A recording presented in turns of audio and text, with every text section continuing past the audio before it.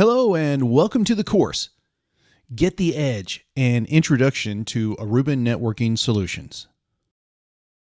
Now, if you haven't already done so, I strongly encourage you to sign up for your HPE Learner ID at the URL shown here. You need this to register for exams and receive credit for the courses in your training history. You can also access HPE My Learning to view your certification and training history and to download your e-certificates and badges. Okay, here's your course objectives for this course. Please pause the presentation if you like and review the first half of these objectives. And here are the second half of the course objectives. Again, pause the presentation if you like to review. Now, what are we going to look at? Here's the first set of modules you'll explore in this course. Then you focus on the module shown here.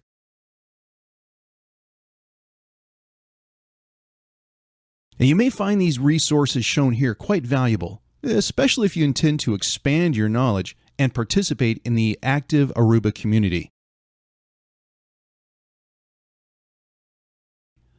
Now, the typical Aruba e-learning course is composed of some combination of lesson types. You're currently watching a narrated animation. You watch, listen, and learn, and read along with the notes if you like. Narrated animations are often used to help you learn about new concepts, theory of operation, and things like that. Now, you may also be exposed to an e-book-like experience where you simply read some illustrated material on your own, often for more in-depth discussions, more detail about certain concepts or techniques. And you will often have an opportunity to do hands-on lab activities. Now, this is an opportunity to practice the skills you've learned, experience results, and think. Think about what you've learned and about how to apply these new skills in your career. After completing both parts of this course, you will be ready to take the Aruba Certified Network Technician or ACNT exam. This certification validates that you understand the various aspects of both wired and wireless campus access methodologies. Please check the link shown here for more details about the Aruba ACNT exam. I'm excited to have you on board and look forward to your progress and achievements. Start your ACNT journey, enroll, and please be sure to complete both parts of this course.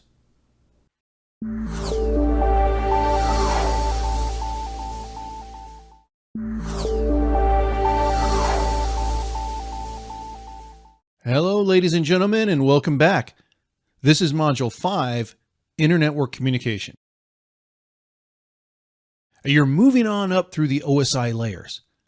This module is all about routing, vital for designing, deploying, and diagnosing scalable routed networks. After this module, you'll be able to describe and use routing, IP addressing, and masking. You'll be able to explain IP routes, inter-VLAN routing, and how endpoints use a default gateway or DG, as well as IPv6 addresses. Now let's jump right into Layer 3 with routing. Now imagine 2,000 endpoints on the same VLAN. When an endpoint sends a broadcast message, like an ARP request or something, 1,999 endpoints must receive and process it. Now, one broadcast might not be an issue, but what if 40% of endpoints send a broadcast simultaneously? A single device processes 800 broadcast messages unnecessarily if it is not the destination of those messages. This waste of resources causes inefficiency and poor performance. The solution? Simply split that single large VLAN into, say, 8 smaller VLANs. Perhaps each new network or subnet can accommodate up to more than 250 endpoints. Now, this approach reduces broadcast problems but isolates your devices. Remember, endpoints on different VLANs cannot communicate because they're on different broadcast domains. Even if those different VLANs are on the same physical switch, the switch permits intra-VLAN communication but denies inter-VLAN communication. So you use a router to interconnect devices in different VLANs. Routers work on layer 3 and analyze both layer 2 and layer 3 headers. However, a router always bases its forwarding decisions on layer 3 information, the destination IP address. So, let us explore IPv4 addressing. This foundational knowledge is vital. Before exploring routing operations, you must understand layer 3 header information, specifically the IP addressing. Now, like layer 2, the layer 3 header includes both a source and a destination address. IPv4 addresses contain 32 binary digits called bits. You divide this into 4 groups of 8 octets. And to make it easier to read, you usually translate them into decimal. Each octet in this so-called dotted decimal notation can have a number from 0 to 255. These octets help visualize how IP addresses divide into 2 main portions, a host portion and a network portion. Your home address has a street name and a house number to help the mail person find it. Likewise, IP addresses have a network portion and a host portion to help routers deliver data to a specific device. Now, everyone on the same network has the same network number. Perhaps everyone in VLAN 1 has network 10.0.1, and one specific host on that network has a 4th octet of 100. But how do we know which portion of an IP address is for the network and which portion is for the host? Every IP address has an associated subnet mask. This mask defines the line between the network portion and the host portion of an address. The subnet mask is a consecutive sequence of ones followed by a consecutive sequence of zeros. Where the ones end and the zeros begin, that is the line between the network and the host. Looking at the number in binary makes it very clear where this line is, but it's far more convenient for us humans to write this in decimal. Regardless of how you write it, the mask is merely an instruction telling devices how to perceive an associated IP address. Suppose an endpoint, switch, or router receives a packet with this as the destination IP address. It compares the address to the mask. Those portions of the IP address that line up with a .255 or binary ones are part of the network number. Those portions of the IP address that line up with the mask's binary zeros are part of the host portion. Now, the network mask also defines the size of the network, the number of hosts it can contain. Let's take a look. This example has IP address 10.0.1.100 with mask 255.255.255.0. Thus, the first 3 octets represent the network, and the last octet represents the host portion. So, how many hosts can you have on this subnet? Well, 24 bits of this 32-bit IP address are used up to specify the network, so only 8 bits remain to specify a host on that network. So, 2 to the power of 8 equals the number of available hosts. That's 256 unique numbers from 0 to 255. Now, just to understand this a bit more, remember your binary to decimal conversion? If you have 11111111 in binary, then 128 plus 64 plus 32 plus 16 plus 8 plus 4 plus 2 plus 1 equals 256. It's just another way to understand it. Okay, this example is 172.16.2.40, mask 255.255.0.0.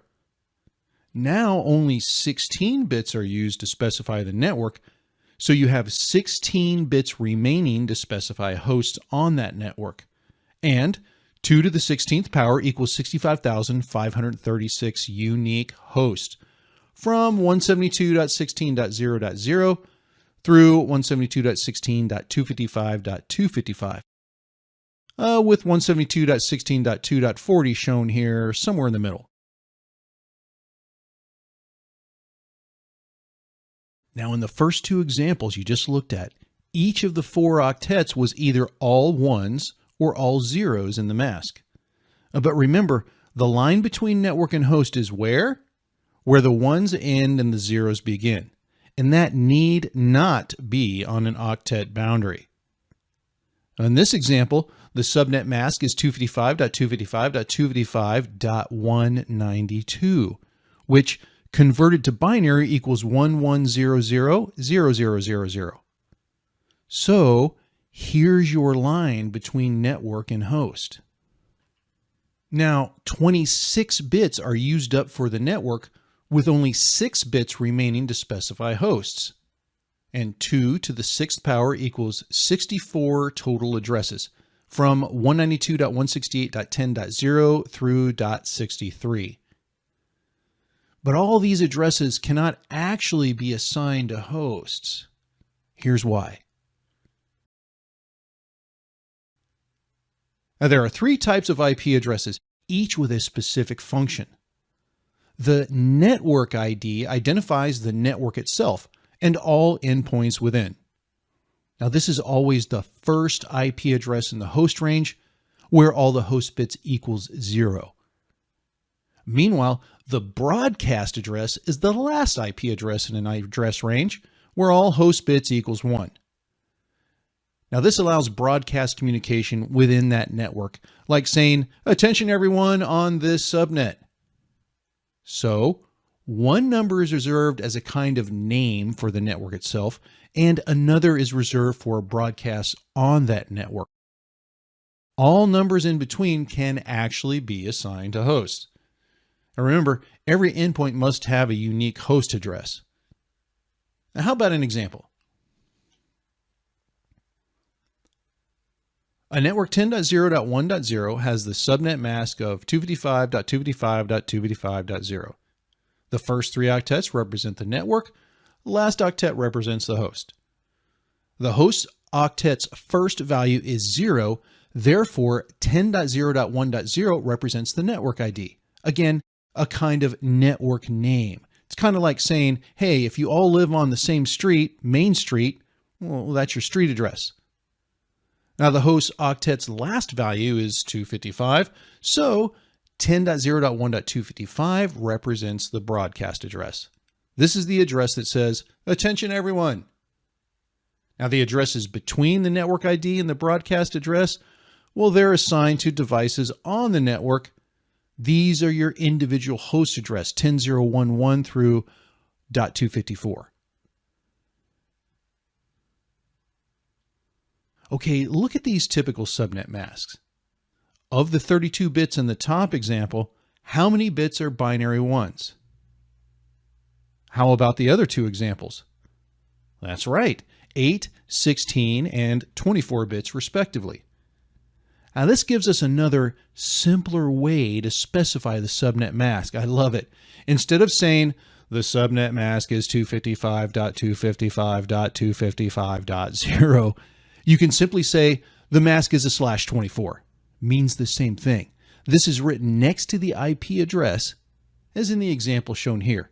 So it's IP address / prefix length. Now, you just learned about single large VLAN challenges and how to split them up into multiple subnetworks or subnets. Now, the figure shows VLAN 1, subnet 10.0.1.0/24 with over 250 hosts. Notice 5 things about this simple figure. The network ID and mask is shown one time, 10.0.1.0/24. And the unique 4th octet for each host is shown next to that host. Now, you know that every host on the same network has the same network number, 10.0.1.0. So why write that over and over again for each host? Just write 10.0.1.0 one time And then you know that each host is 10.0.1.1, and the next host might be 10.0.1.2, and so on, perhaps up to 10.0.1.253. And notice this. A router is connected to this VLAN and has been assigned the address of 10.0.1.254. Many seasoned network engineers assign either the first available address, .1, or the last available address, .254, to a connected router on the VLAN. It just gives us a little standard so we always know. A layer 2 switch is not shown in this diagram. Now, in discussions focused on layer 3 routing, layer 2 switches are depicted as a wire. Now, the switch does exist, of course, and each host connects to a unique port on the switch. But since layer 2 switches are transparent to layer 3 communications, it makes sense to omit it from the diagram. It just simplifies the figure and focuses your mind on layer 3 concepts. Similarly, you might show VLAN 2, subnet 10.0.2.0/24, and so on. Okay, so this is a nice, elegant way to create network diagrams and to focus your mental energy on layer 3 concepts. Okay, you know about IP addresses. Now you explore how routers use those addresses to route packets among VLANs. Routing is cool.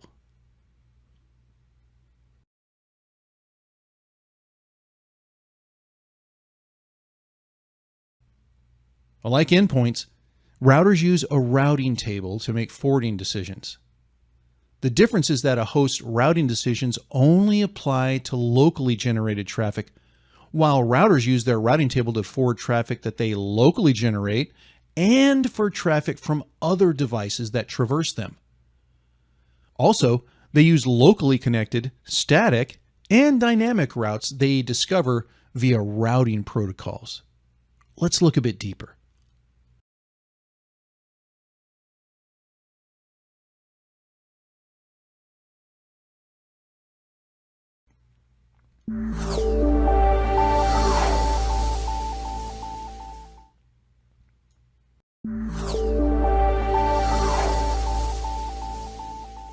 Hello and welcome back.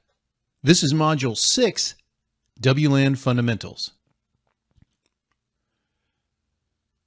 After completing this module, you'll be able to describe WLAN organizations, RF bands and channels, RF design, and transmit power levels and WLAN mobility concepts. First, let's discuss 802.11 standards and amendments.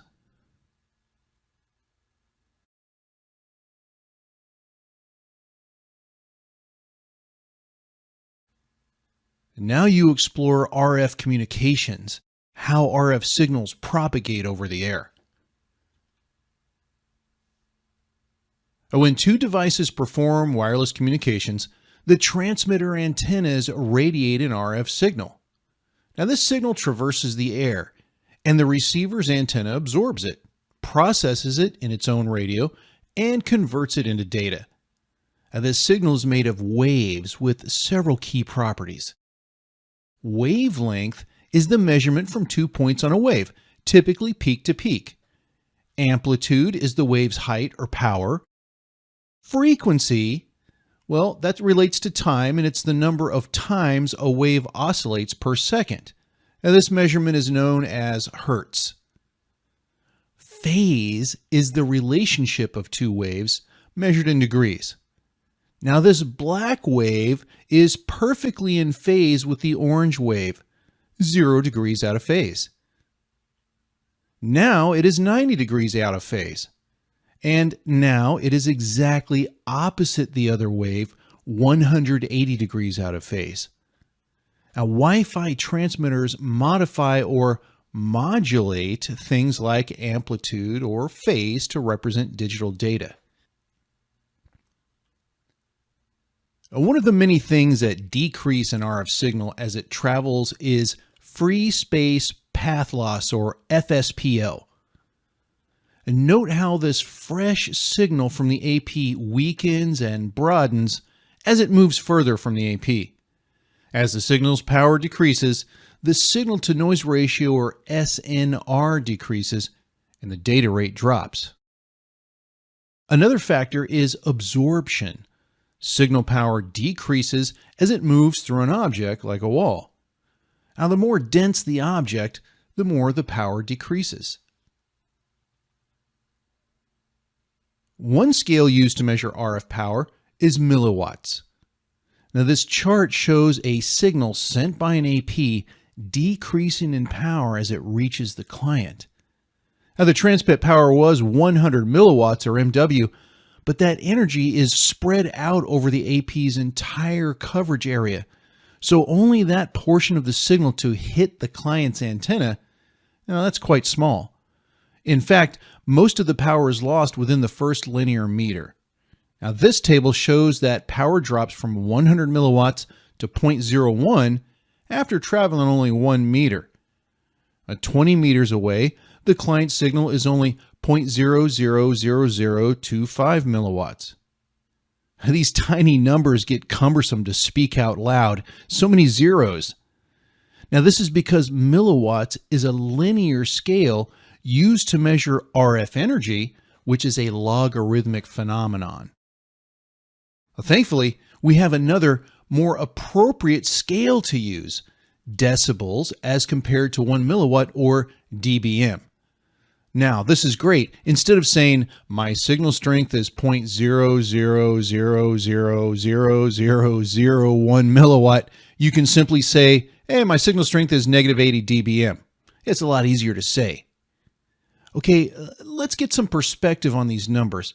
How do you use them in the real world? When deploying a WLAN, it is key to ensure that clients will always receive a good signal. Otherwise, the connection may be poor, which leads to slow data rates and user complaints. Now, the amount of power the client receives is the received signal strength indicator, or RSSI. Now, an RSSI value of, say, around negative 62 dBm or so is great for most users, while receiving a higher value is considered an excellent signal. However, a lower power can lead to underperformance. Now, many folks use negative 75 dBm as a minimum value to properly communicate. Anything lower than that is largely unusable. Remember, dBm is decibels relative to 1 milliwatt, so 0 dBm equals 1 milliwatt.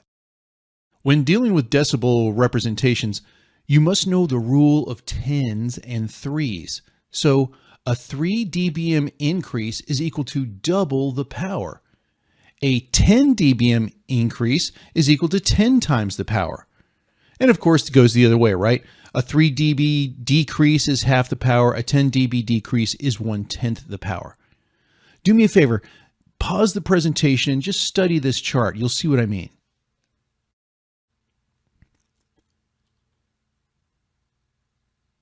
A good Wi-Fi deployments often revolve around proper antenna selection and placement.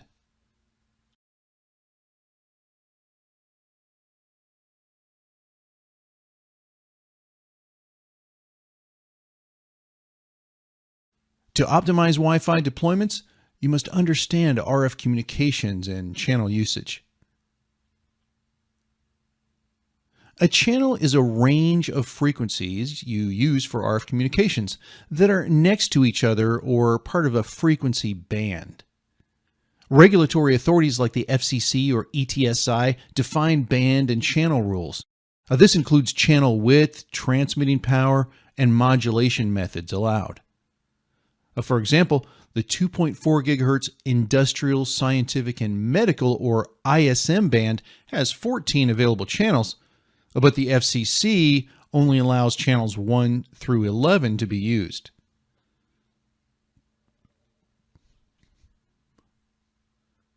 .4 gigahertz ISM band allows for 3 non-overlapping channels in regulatory domains like the United States. Now, other regulatory domains like Japan allow using channel 14, perhaps providing 4 non-overlapping channels. Each 802.11 channel has a center frequency and then spreads its transmission on either side of that center 20 megahertz wide. Clients and APs use this frequency range to transmit and receive data. This 20 megahertz wide spread spectrum technology means that adjacent channels overlap. When an AP broadcasting on, say, channel 1 hears another AP broadcasting on channel 2, both radios experience adjacent channel interference, or ACI. It's like rudely talking over another person when having a conversation. Some or all the transmission may be corrupt due to this channel overlap. Now, because of this channel overlap, we recommend only using channels 1, 6, and 11. Depending on regulatory domain, you might also consider using channel 14. Now, 802.11a, N, AC, and 802.11ax all use the 5 gigahertz spectrum, part of the FCC-defined Unlicensed National Information Infrastructure, or UNI, frequency bands. At lower power levels, 5 gigahertz channel overlap, as you see here. But as power increases, so does the beam width, eliminating adjacent channel interference in 5 gigahertz. Since 5 gigahertz is a higher frequency, you can achieve higher data rates. Additionally, more channels allows for increased channel bandwidth. 5 gigahertz allows 24 non-overlapping channels. Compare that to only 3 channels with 2.4 gigahertz. UNI has 8 ranges, which the FCC defines and names as UNI 1 through 8. UNI 1 to 4 are for 5 gigahertz WLAN, IEEE 802.11a and later. UNI 5 to 8 are for 6 gigahertz WLAN, 802.11ax. Now here you see UNI 1 to UNI 3 frequency ranges and channels, are the most common channels for Wi-Fi. When radios from one AP hear radios from another AP in the same frequency, you get co-channel interference, or CCI. It negatively impacts wireless communications, reducing throughput for everyone in those 2 cells. In the figure, the first and second RF cells operate on channel 36. Since the 2 cells' coverage areas are adjacent, co-channel interference occurs. By moving the middle cell to a channel not in use by its neighbors, 44 in this example, you minimize CCI and remove its detrimental effects, giving better performance. Channel bonding combines the bandwidth of 2 or more channels. As you know, 802.11 channels are 20 megahertz wide, and devices use this range to transfer data. And when channels bond, devices on this wider channel have twice as many frequencies to modulate their signal across, allowing for increased throughput. But it comes with a cost. Every channel bond increases the channel's noise floor by about 3 dB. This is significant. Now, although channel bonding is possible in the 2.4 gigahertz band, we do not recommend it due to the limited number of non-overlapping channels. Remember, you only have 3 channels non-overlapping. You can only bond once on channel 1 and 6, or maybe 6 and 11. Using regular 20 megahertz non-overlapping channels allows for an interference-free honeycomb-like coverage design, which is impossible with bonding channels. Neighboring APs will interfere with the bonding. Now in the 5 gigahertz band, however, there are 24 plus non-overlapping channels, allowing for more channel bonding options. In the figure, channel 149 in the 5 gigahertz band bonds with channel 153, and this creates channel 149 plus. Bonding channels in the 5 gigahertz band provides more bandwidth. And it has diminishing returns though. Fewer channels become available and the noise floor increases. In most enterprise WLANs, 20 or 40 megahertz channel widths are optimal. Do you see what is happening here? With 20 megahertz channel width, you have 24 channels. You bond them together, you only have 12 channels. but still enough unique channels to work in a large deployment. 80 and 160 megahertz channels are less practical due to lack of available bandwidth and the increased noise floor. The 60 gigahertz band is currently available and used by some vendors. Aruba has a high-performance access point AP387 that is used to provide point-to-point connections. Perhaps a high-speed connection from a building to a parking structure. Due to the high frequency, the wavelength is shorter, and so 60 gigahertz does not work well over long distances. In 2020, the FCC approved the use of over 1,200 megahertz of frequencies in the 6 gigahertz band. Now, this will provide Wi-Fi with over 3 times the number of currently available channels and is going to be used in Wi-Fi 6E. Users expect good mobility and a seamless roaming experience. Let's get our head around some key WLAN terms. A basic service set, or BSS, is simply the grouping of an AP radio with all its associated clients in a coverage area. And we have to name this, right? So the service set identifier, or SSID, is a case-sensitive wireless network name that identifies the WLAN to clients. Now, an AP with 2 or more radios has more than one BSS. Each SSID you assign has a different 48-bit MAC address on each AP radio. It's called the Basic Service Set Identifier, or BSSID. And of course, I'll shorten these down to 3 bytes just to simplify the conversation. So the AP's 2.4 gigahertz radio might be AA, while the 5 gigahertz radio might be BB:BB:BB. So the BSSID identifies the BSS for associated endpoints. It's the receiver address to which they send frames. Now, humans mostly focus on the SSID and are rarely, if ever, aware of the BSSID. Layer 2 transmit-receive functions, however, are mostly focused on the BSSID. Now, suppose you extend this WLAN from one AP to multiple APs. An extended service set, or ESS, includes all AP radios and wireless stations using the same logical network name, or SSID, now known as the Extended Service Set Identifier, or ESSID. Now, even though it is technically correct to say ESSID, most network engineers just continue to say SSID, and everybody knows what we mean. So, to the typical end user, this is all one big ESSID employee, regardless of which AP they connect to. But the wireless NIC transmits its frames to BSSID AAAAA when connecting to AP1. Now, as the user walks down a hallway, the signal from AP1 begins to get weaker, signal to AP2 begins to get stronger. On a well-designed WLAN, the user's endpoint seamlessly roams to another AP. At some point, their endpoint just decides to start transmitting frames to BB:BB:BB.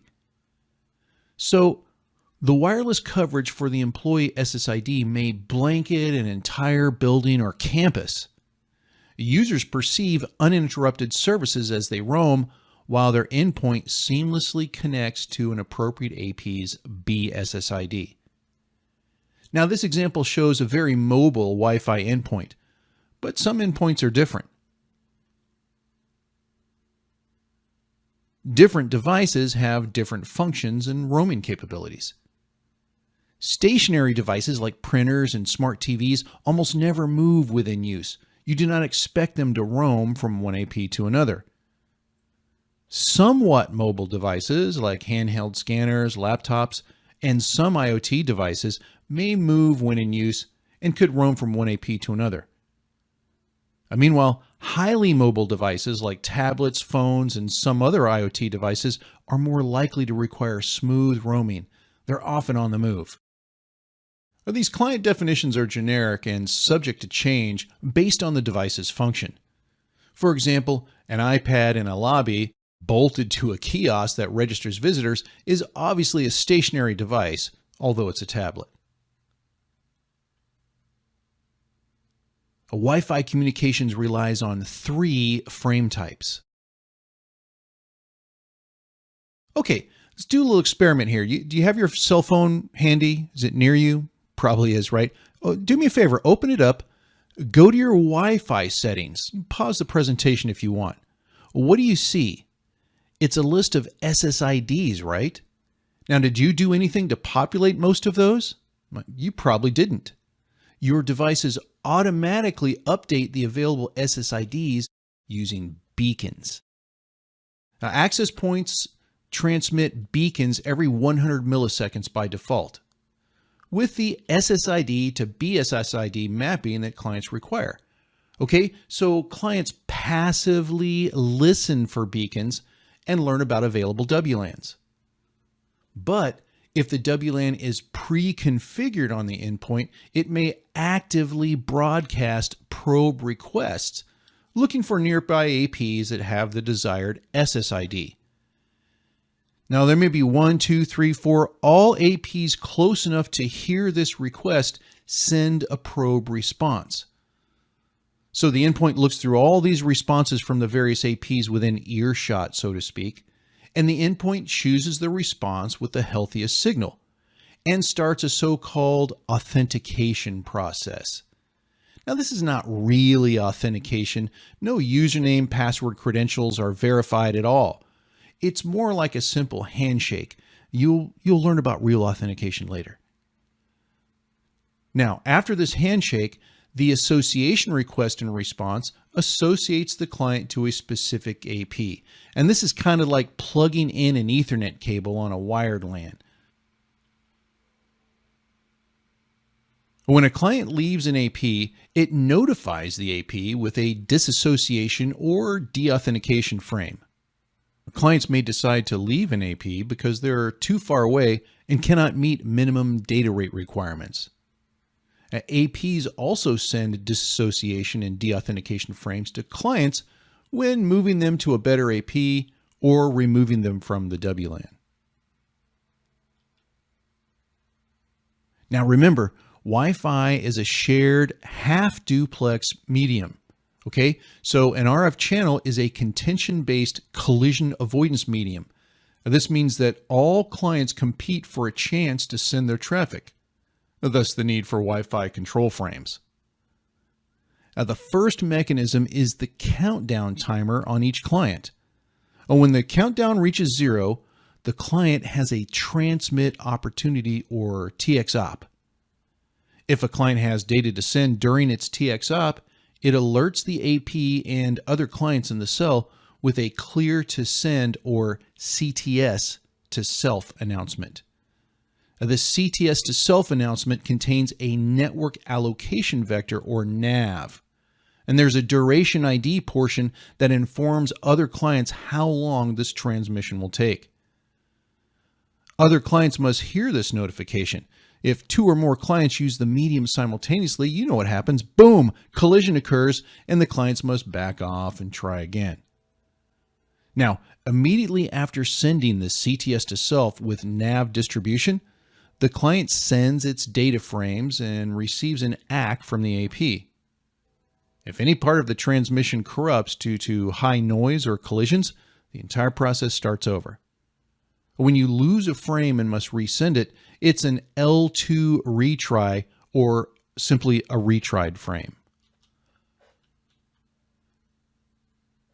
Now here you see a regular Wi-Fi header and its fields.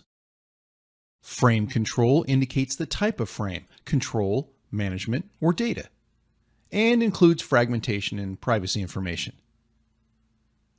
Duration and connection ID indicates how many microseconds the channel allocates for transmitting a control frame. Addresses 1 to 4 refer to the receiver, transmitter, filtering, and optional addresses, the MAC addresses of devices that participate in the communication. The number of addresses used depends on the frame type and context. Now, typically, only the first three are relevant. We'll talk about this more in a moment. As sequence control includes information about fragmentation and reassembly. Payload contains the data to be transmitted, of course, and you know the frame check sequence, or FCS now. It allows detection of corrupt data using a CRC or a checksum method. Suppose that host 1 must communicate with host 2, with an AP acting as the intermediary, right? Stations don't communicate directly, they do it via the AP. Now, host 1 sends a frame to host 2 via the AP. Now, as the transmitter, host 1's MAC address goes in the address to field of the frame header. AP1's BSSID goes in the address 1 field, and the ultimate destination, host 2, is in the address 3 field. Address 4 is not used for normal Wi-Fi communications, right?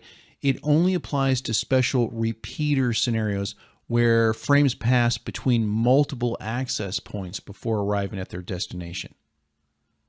Okay, so AP1 receives this frame and creates a new frame. Now in this frame, AP1 is the transmitter, so where do you think its address goes? Address 2 field, of course, right? Host 2's MAC address is the Wi-Fi receiver, and host 1's MAC address is in the address 3 field, so host 2 knows to whom to respond.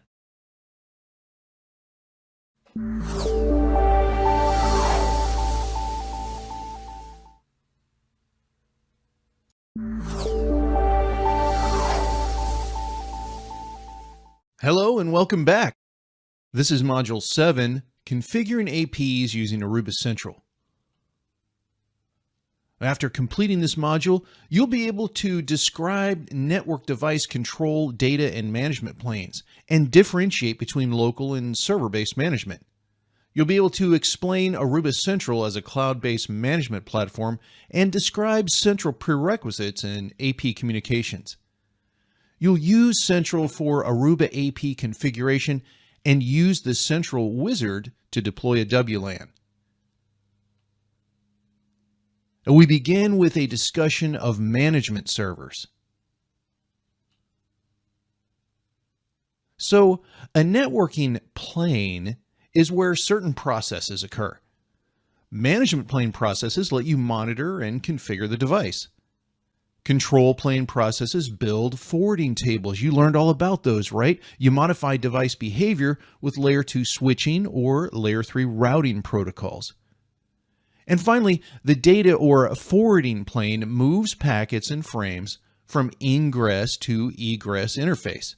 It processes transit traffic. Okay, let's focus in on that management plane. Now, there are two types of management. With local management, you interact directly with the device management plane. You might start an SSH session to access a switch's CLI, or perhaps access the device GUI via HTTP, or maybe connect directly to the console port. Now, this type of management has some limitations in a big network. It can be a challenge to manage thousands of devices. Organizations of any size can use server-based management, where you interact with the device management plane via a management server. You contact the management server contacts the device. So it's a central point for monitoring and management. And graphs and statistics help you to more easily spot problems. Now, they're not exclusive. Local and server-based management complement each other, okay? So you might detect a switch memory problem, say, using a management server, and then start an SSH session to run CLI diagnostic commands and learn more. Now, to detect those initial problems, management servers have used the Simple Network Management Protocol, or SNMP, for years. It's a popular standard to monitor and configure devices. But due to its lack of flexibility and security, many folks now use RESTful APIs instead. Whatever protocols you use for server-based management, you have two deployment options. On-premises deployments host management servers within the organization's network. The IT department controls and maintains it. Aruba Airwave is an on-prem management server. It exchanges monitoring and management information over the local corporate network. Organizations in highly regulated industries might prefer on-prem deployment to optimize security and mitigate risk. But maintenance requires in-house server hardware, software licenses, integration capabilities, and then qualified personnel in multiple areas to keep it all going. That's where a cloud-based deployment comes in handy, right? The provider procures, installs, and maintains all the hardware, software, and supporting infrastructure in its data centers. This allows you to pay on an as-needed basis and scale up or down depending on usage, user requirements, and company growth. Cloud clients access servers via the internet. Now, a fine option for cloud-based management is Aruba Central. So let's explore the many features of Aruba Central. Aruba Central is a cloud-based management platform for managing Aruba-based wireless, WAN, and wired networks. Aruba Central supports group configuration to provision and manage similar devices with less work. You're going to learn about this soon. Continuous monitoring and AI-based analytics provide real-time visibility and insight. Machine learning leverages a growing pool of network data and deep experience. It's very secure with HTTPS connections, certificate-based authentication, and cloud-based authentication and policy. You get comprehensive network views, device status and health, and application usage. You can monitor and identify and address issues with a data-driven dashboard, alerts, reports, and really cool troubleshooting workflows. It can even run part of the control plane for some network devices and solutions using the Aruba SD branch solution and Aruba APs and gateways running AOS 10. Now, you're not required to leverage Central's control plane features, but they're there if you need them. And besides, our focus here today is to deploy a WLAN using instant APs. To manage instant APs in Central, you need an AP Foundation or AP Advanced license per AP. Then you simply add APs to the Aruba Central inventory. Now, adding devices to Central is called onboarding. Central supports multiple onboarding mechanisms, but it's easier to manually add the AP serial number and MAC address. To learn more about onboarding methods, use the link in the Learner Resources tab of this course window. Instant APs have an embedded central discovery process in the operating system. So you connect the instant AP or IAP to the network and it requests IP parameters via DHCP, right? An address and mask, default gateway, and DNS server. Then the AP connects to Aruba Activate, a cloud service that directs Aruba devices to the correct management platform. In this case, it redirects APs to Aruba Central. Now, Aruba switches and gateways could also be redirected to Aruba Airwave. And when you add a new device in the Central inventory, this entity automatically configures a new rule in Aruba Activate, redirecting this device to Central. Once redirected to Central, APs start an HTTPS session. You must have already onboarded and licensed the APs. Okay, now Central can configure and monitor your device. And when APs are under Central management, local configuration stops working, okay? All AP configs come from Central now. All right, now you explore a nice time-saving feature, Central Groups.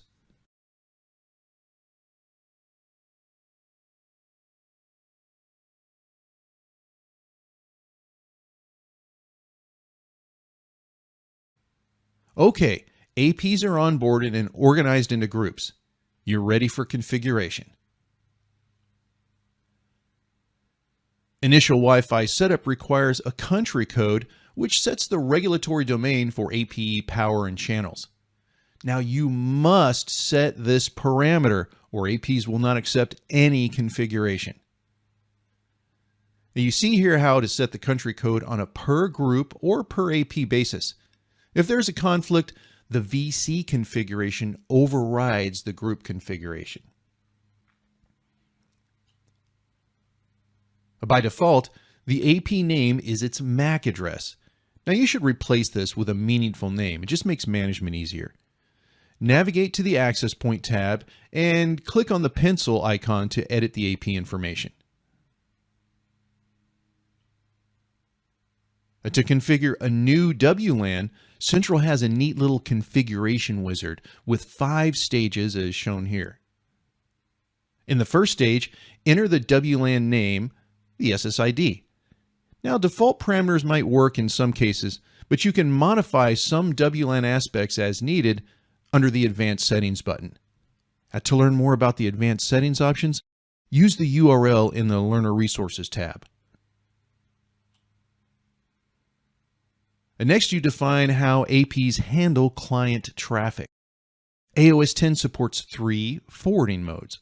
Now with bridge mode, APs locally process and forward client traffic directly to its destination. You can configure it such that the AP forwards traffic without a .1Q tag. So the AP's connected switch will thus perceive this traffic as being on whatever is defined as the native VLAN on that switch. Or you can manually define the VLAN ID used to tag client traffic. And finally, you can let the authentication process dictate which VLAN to use. This is pretty cool. So when Jan logs in, she's assigned to VLAN 2, perhaps. Bob's traffic is forwarded on VLAN 3, and Mila's traffic is tagged with VLAN 4. Now, this mode requires .1Q trunking configuration on AP-connected switch ports. With tunnel mode, the AP receives client traffic and sets up a generic routing encapsulation or GRE tunnel, a logical connection between two devices. Now the AP forwards traffic within that tunnel to a gateway. Now the gateway then processes and forwards the client traffic. Now you may wonder, why send all this traffic to this device? Why not just send it directly to the destination? Well, the advantage is easier administration because the solution centralizes security and policy enforcement on a single gateway. Now, you learn about this in more advanced courses, really cool stuff. Meanwhile, let's look at mixed mode. With mixed forwarding, the AP decides which mode to use as it receives traffic, typically based on the authentication process. So, Mila logs in and sends traffic. Her account is set up to use tunnel mode, so her traffic is forwarded accordingly through the tunnel. Meanwhile, Bob's account is set up for local bridging, and so his traffic is forwarded directly to the destination. Okay, now you understand the modes, let's configure them. Now this figure specifies that the WLAN uses bridge mode forwarding with a static assignment of VLAN 3. Pretty simple to configure, right? In the next step, you will define WLAN protection with one of 4 security levels. Open level is the weakest. No encryption, no authentication. You should probably avoid using this level. Visitors level allows you to run a captive portal where guest users enter credentials and/or accept a network use policy. The instant solution supports a basic captive portal. Now, if you require more features like self-registration or sponsor verification, use the external captive portal solution. Now, Aruba offers 2 options for this. ClearPass Guest offers granular control of the portal's aspects and how to handle authentication. Now, the downside is cost. Small organizations may have difficulty purchasing, configuring, and maintaining this solution. It's great for larger organizations, though. But a cloud-based captive portal hosted on Central offers granular portal control with lower cost. Central provides a simple portal editing wizard with buttons for login with Facebook and LinkedIn. With personal security, a connecting device must present the correct passphrase. Use strong passwords and rotate them regularly. Use WPA3 Personal to protect your network from dictionary attacks. The biggest problem with passphrase security is its distribution. Everybody uses the same passphrase. So attackers could simply ask an employee what the password is, somehow find out. Now the network is hacked. To avoid this, use enterprise level. Now, enterprise level is the strongest, with authentication to control who connects and encryption to keep communication private. 802.1x is the underlay mechanism to authenticate users or devices. So how does it work? First, the client sends credentials to the instant AP. Now, the AP receives the credentials and asks the radius server, hey, radius server, should we let this guy in? Now, the radius server validates those credentials against some kind of database and sends its decision to the APs. The AP receives the order to permit the connection and informs the client about the successful authentication. Hey, congratulations, you're in.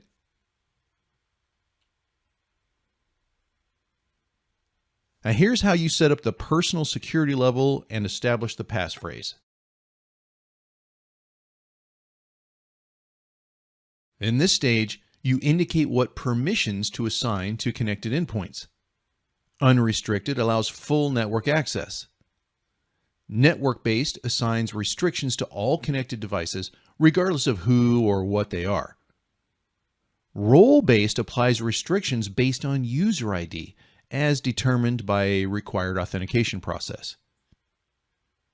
Now, here's a restriction to all clients. Just an example. This denies ICMP traffic to server 10.254.1.23 and permits all other traffic. A summary is the final stage. Central presents the configuration that will push to your instant APs.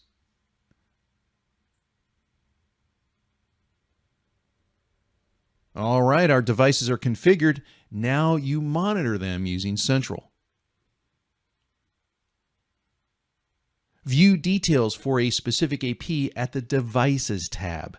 You see the list of APs and general information, name, status, IP address, model type, serial number, and the group for its configuration. To see more info, click the circle icon with ellipsis and choose the fields to display. And click on the AP name to drill down for even more information.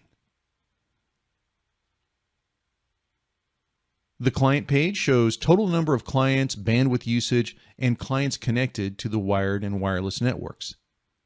Note the bandwidth usage graph displays incoming and outgoing throughput traffic for all clients during a specific time range. And you click on a client name to drill down, and you see the client overview page with the 5 categories shown here. The summary tab here shows data path info and client connectivity status. Then you see the client, network, and connection information. The client info shows IP address, OS, and host name.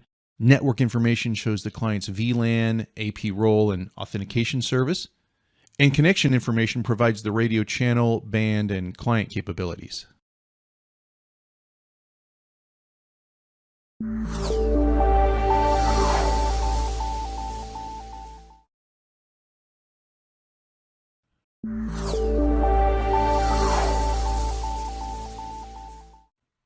Hello and welcome to the course. Get the Edge, an introduction to Aruba Networking Solutions. Now, if you haven't already done so, I strongly encourage you to sign up for your HPE Learner ID at the URL shown here.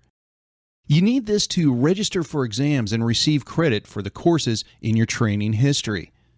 You can also access HPE My Learning to view your certification and training history and to download your e-certificates and badges. Okay, here's your course objectives for this course.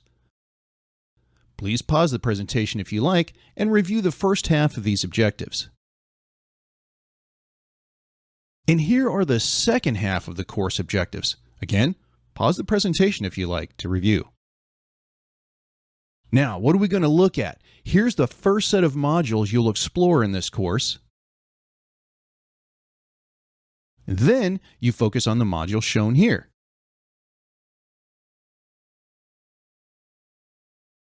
And you may find these resources shown here quite valuable, especially if you intend to expand your knowledge and participate in the active Aruba community.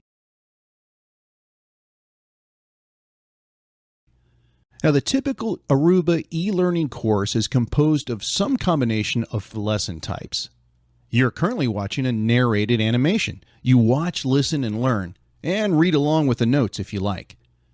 Narrated animations are often used to help you learn about new concepts, theory of operation, and things like that. Now, you may also be exposed to an e-book-like experience where you simply read some illustrated material on your own, often for more in-depth discussions, more detail about certain concepts or techniques. And you will often have an opportunity to do hands-on lab activities. Now, this is an opportunity to practice the skills you've learned, experience results, and think. Think about what you've learned and about how to apply these new skills in your career. After completing both parts of this course, you will be ready to take the Aruba Certified Network Technician or ACNT exam. This certification validates that you understand the various aspects of both wired and wireless campus access methodologies. Please check the link shown here for more details about the Aruba ACNT exam. I'm excited to have you on board and look forward to your progress and achievements. Start your ACNT journey, enroll, and please be sure to complete both parts of this course.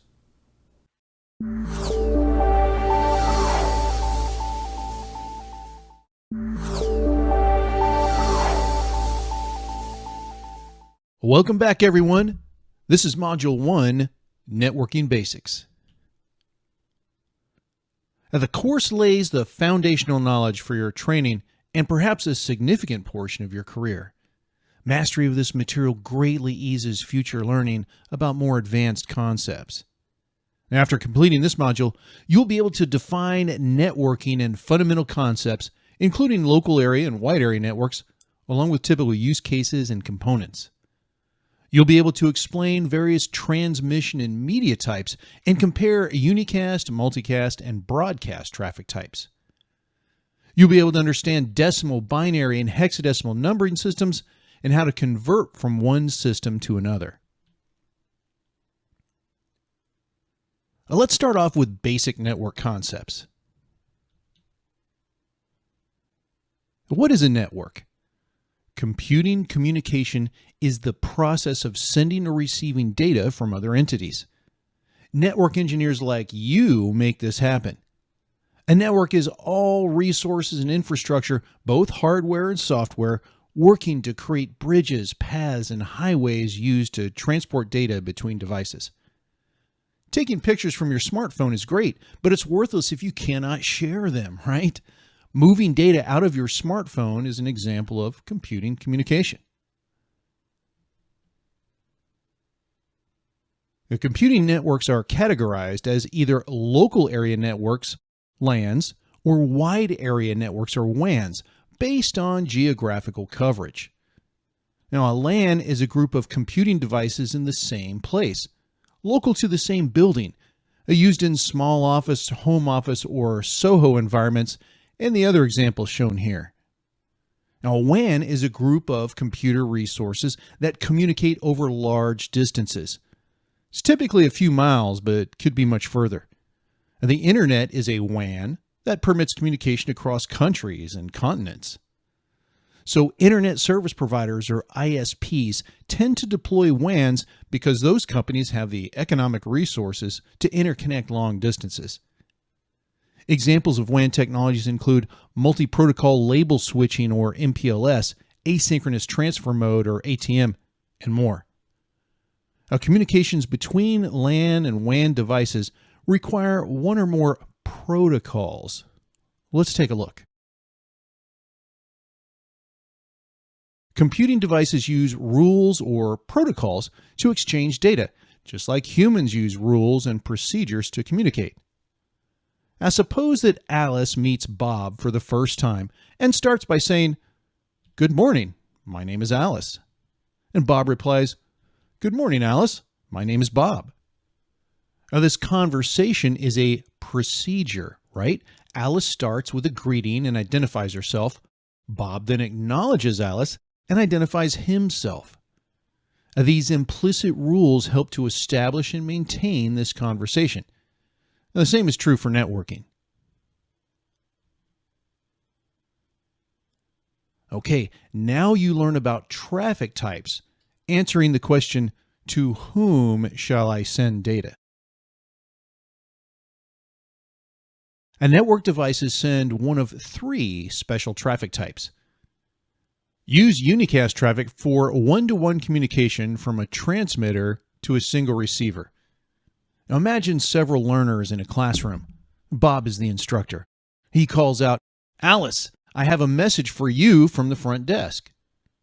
Now this message came from one source, Bob, and is destined to a single destination, Alice. Now this is like when a PC must transfer a file to a server. It's unicasting. Now you use multicast traffic for one-to-many communication, a transmitter and multiple receivers. Suppose Bob calls out to the classroom, "All vegetarian meals are on the green table." Now the message is from one source, again, Bob, and destined to several people, the vegetarians. Now this is a bit like video streaming, where a source sends video to a subgroup of all devices interested in receiving that video on their PC, tablet, or smartphone. Broadcast communication is one to all. Bob calls out, "Attention everyone, it is break time and there are free donuts in the lobby." Now, the word everyone means the message is intended for all people in the classroom, of course. Now, these message types are more than just concepts. This is real traffic that every network-enabled device generates. Devices choose the type based on the data they want to exchange and the protocol generating that traffic. Now, later, you learn how traffic's destination addresses defines whether it is unicast, multicast, or a broadcast. You just learned about to whom you will send data, individual, subgroup, or everyone. Now you learn about how to send it. You might send a physical package through the air, across the sea, or over land. Similarly, computers can send data packets over a few different media types. One way to send data is to use electrical impulses over copper cables. The most popular cable type is unshielded twisted pair, or UTP. It is an inexpensive solution to connect LAN devices. And the main consideration is the cable's maximum length, 300 feet or 100 meters, with data ranges up to 40 gigabits per second. UTP cables have 8 color-coded wires grouped into 4 pairs. 2 wires carry transmission, or TX, and 2 carry reception, or RX. The remaining 4 wires power devices like telephones or cameras using a feature called Power over Ethernet, PoE. You typically have a standard RJ45 connector on each end of the cable. You can add these connectors yourself or just purchase pre-made patch cords in various lengths.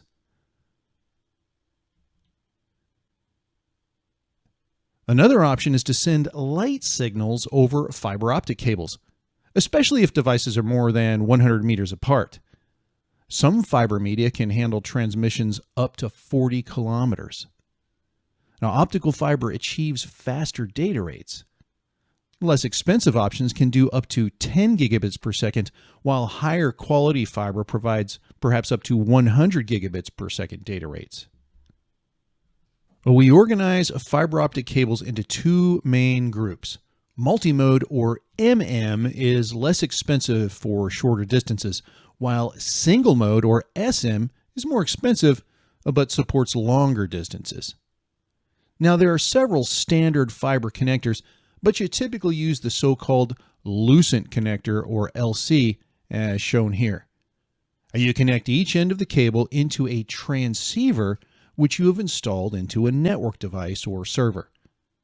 Now, fiber optic transceivers are the active components that transmit and receive data in the form of light pulses. Most endpoints only use a wireless connection, sending radio frequency or RF signals over the air. A typical range for high-quality connections is 30 to 45 feet or 10 to 15 meters. Now, the range depends on variables like the access point or AP position, endpoint type, and furniture or walls in the area. Objects affect the RF signal by absorbing or reflecting that energy. Now, the data rate depends on the Wi-Fi technology in use. The latest Wi-Fi technology is IEEE 802.11ax with data rates up to 4.8 gigabits per second. Now, to transmit data, Wi-Fi devices modify or modulate aspects of an electromagnetic signal like the amplitude, the phase, or frequency. It's wireless, so users are free from wired connections and can roam about. Okay, that's our media types. And there's a couple of ways devices can be configured to use that media. Okay, I'm talking about duplex. A duplex communication system has two or more connected parties that communicate in both directions. It's bidirectional. There are two duplex communication system types. With half duplex, only one party may transmit at a time. This is like a walkie-talkie. Each person presses a push-to-talk button. When one user presses the button, only they can speak, but not listen. The other user may listen, but not speak. Now compare that to full duplex, which is like a phone call.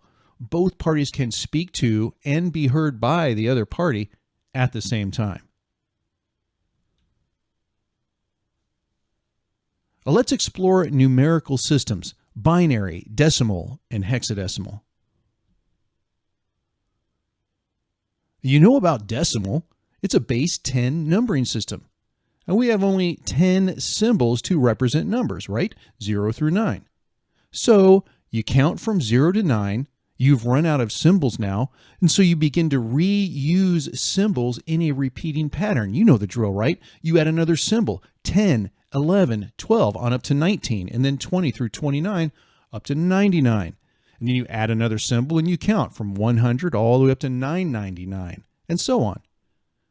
Now, the position of a number represents a value to the power of 10. So 10 to the power of 0 represents the number 1.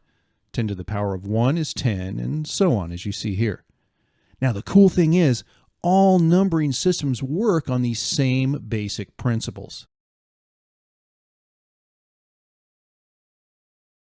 Binary is a base 2 numbering system, so you only have 2 symbols to represent data, 0 and 1. So you count in the same way, 0, 1. Oh, but there's no 2, 3, 4, 5, 6, 7, 8, 9. You've already run out of symbols. Well, you do the same thing as you did with decimal. You add another column and you reuse your numbers. 1, 0, 1, 1. And that's it. There's no 2, 3, 4, 9. You add another column and you count 1, 0, 0, 1, 0, 1, 1, 1, 0, 1, 1, 1. Add another column and so on. Now, compare the decimal and binary charts. Decimal 0 equals binary 0. Decimal 1 equals binary 1. Decimal 2 equals binary 1, 0. Decimal 3 equals binary 1, 1, and so on. So 10 in decimal equals 1010 in binary. And you'll learn how to do this conversion soon. And just like base 10, the position of a number represents a power, but to the power of 2 instead of to the power of 10. Now look at the magic here. Binary 2 to the power of 0 represents a decimal value of 1. 2 to the power of 1 represents 2 in decimal. 2 to the power of 2 represents 4 in decimal, and so on. Okay, let's compare base 10 and base 2 in another way to find out a very efficient way to convert between the two. Consider the decimal number 1101 as shown here. You know the rightmost digit 1 is in the ones column. The 0 is in the tens column, and you see ones in the 100s and 1000s column. Now, that rightmost 1 is in the 1000s column, and so it represents 1000. Now, if there were a 9 there, it would represent 9,000, right? Because 9 times 1,000 equals 9,000. Now, there is a 1 in the 100s column, and so that represents 100. If there was a 3 in that column, it would represent 300, right? 3 times 100. Now, that 0 in the tens column represents 0 because 0 times any number is 0. And then that 1 in the ones column, of course, represents a 1. So you add the numbers up. 1,000 plus 100 plus 0 plus 1 equals 1,101. You know this already.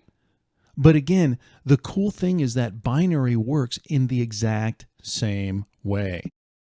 Consider the binary number 1101. The fundamental rules do not change.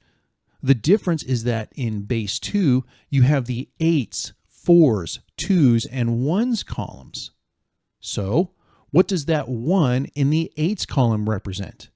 Well, 1 times 8 equals 8. How about that 1 in the 4s column? 1 times 4 equals 4.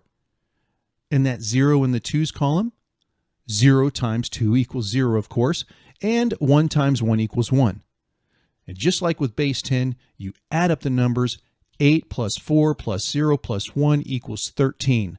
Bam! So, 1101 in binary equals 13 in decimal.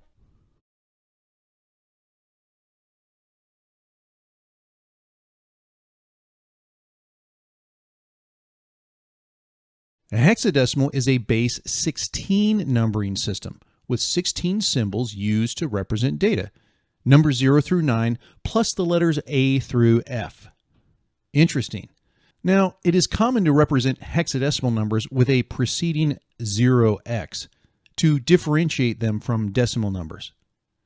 The hexadecimal number 0x28 is very different from the decimal number 28. In the hexadecimal system, the number's position represents a value to the power of 16.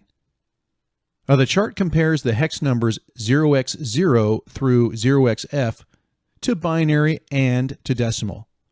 So, 9 base 16 equals 9 in base 10 or decimal equals 1001 in base 2. 0xa in the base 16 numbering system equals 10 in the decimal system, which equals 1010 in binary, and so on.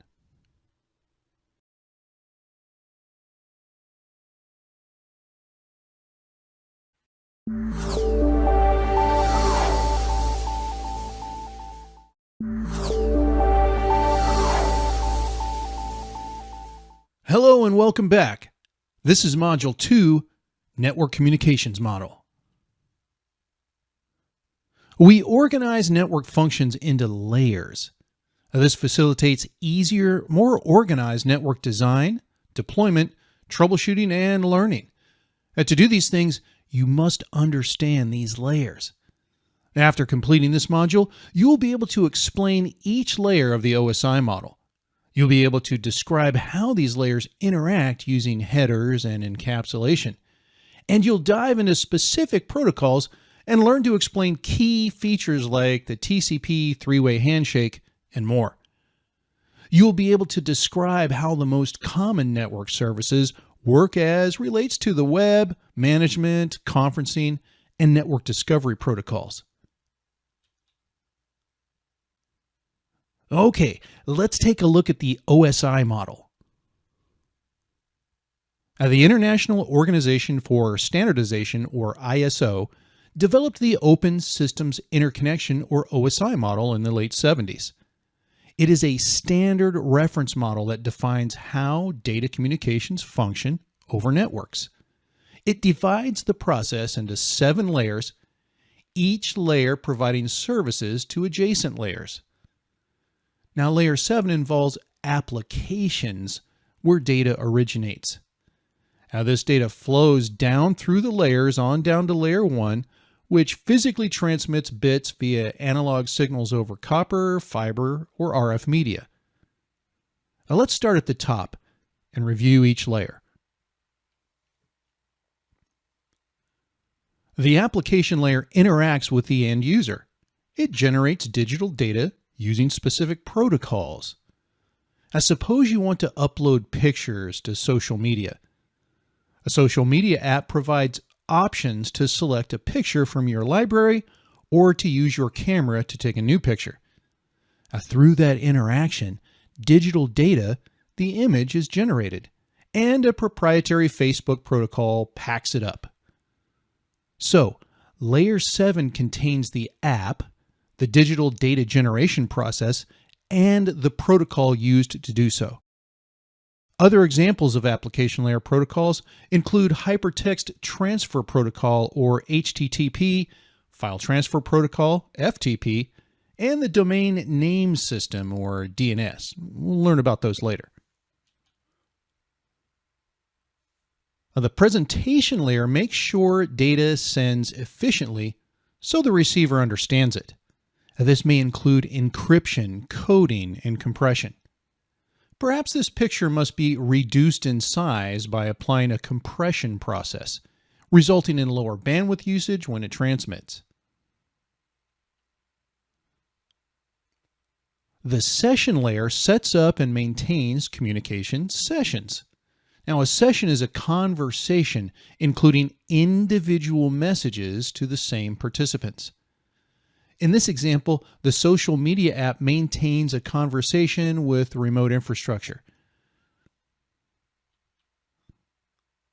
The transport layer breaks data into segments and then transmits them one at a time. Now, the picture you want to share might be a large file, several megabytes. Your smartphone breaks it down into pieces called segments. Now, it processes each piece by adding a header and then sends them on across to the other side, perhaps over the internet, destined for the social media servers. And then the other side receives the pieces, and even if they arrive out of order, it rebuilds the picture, like a puzzle. The network layer provides a logical end-to-end addressing system. Each device on the network is assigned a Layer 3 address, so the network knows the data's origin and destination. In our example, your smartphone's address is the origin, and the destination is the servers belonging to your social media site. The network infrastructure uses this addressing information to make routing decisions, selecting the best path or route through the network. Now think about how the Postal Service routes your mail to its intended destination.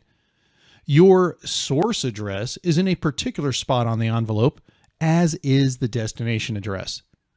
Now, the Postal Service reads this information and routes mail to its destination.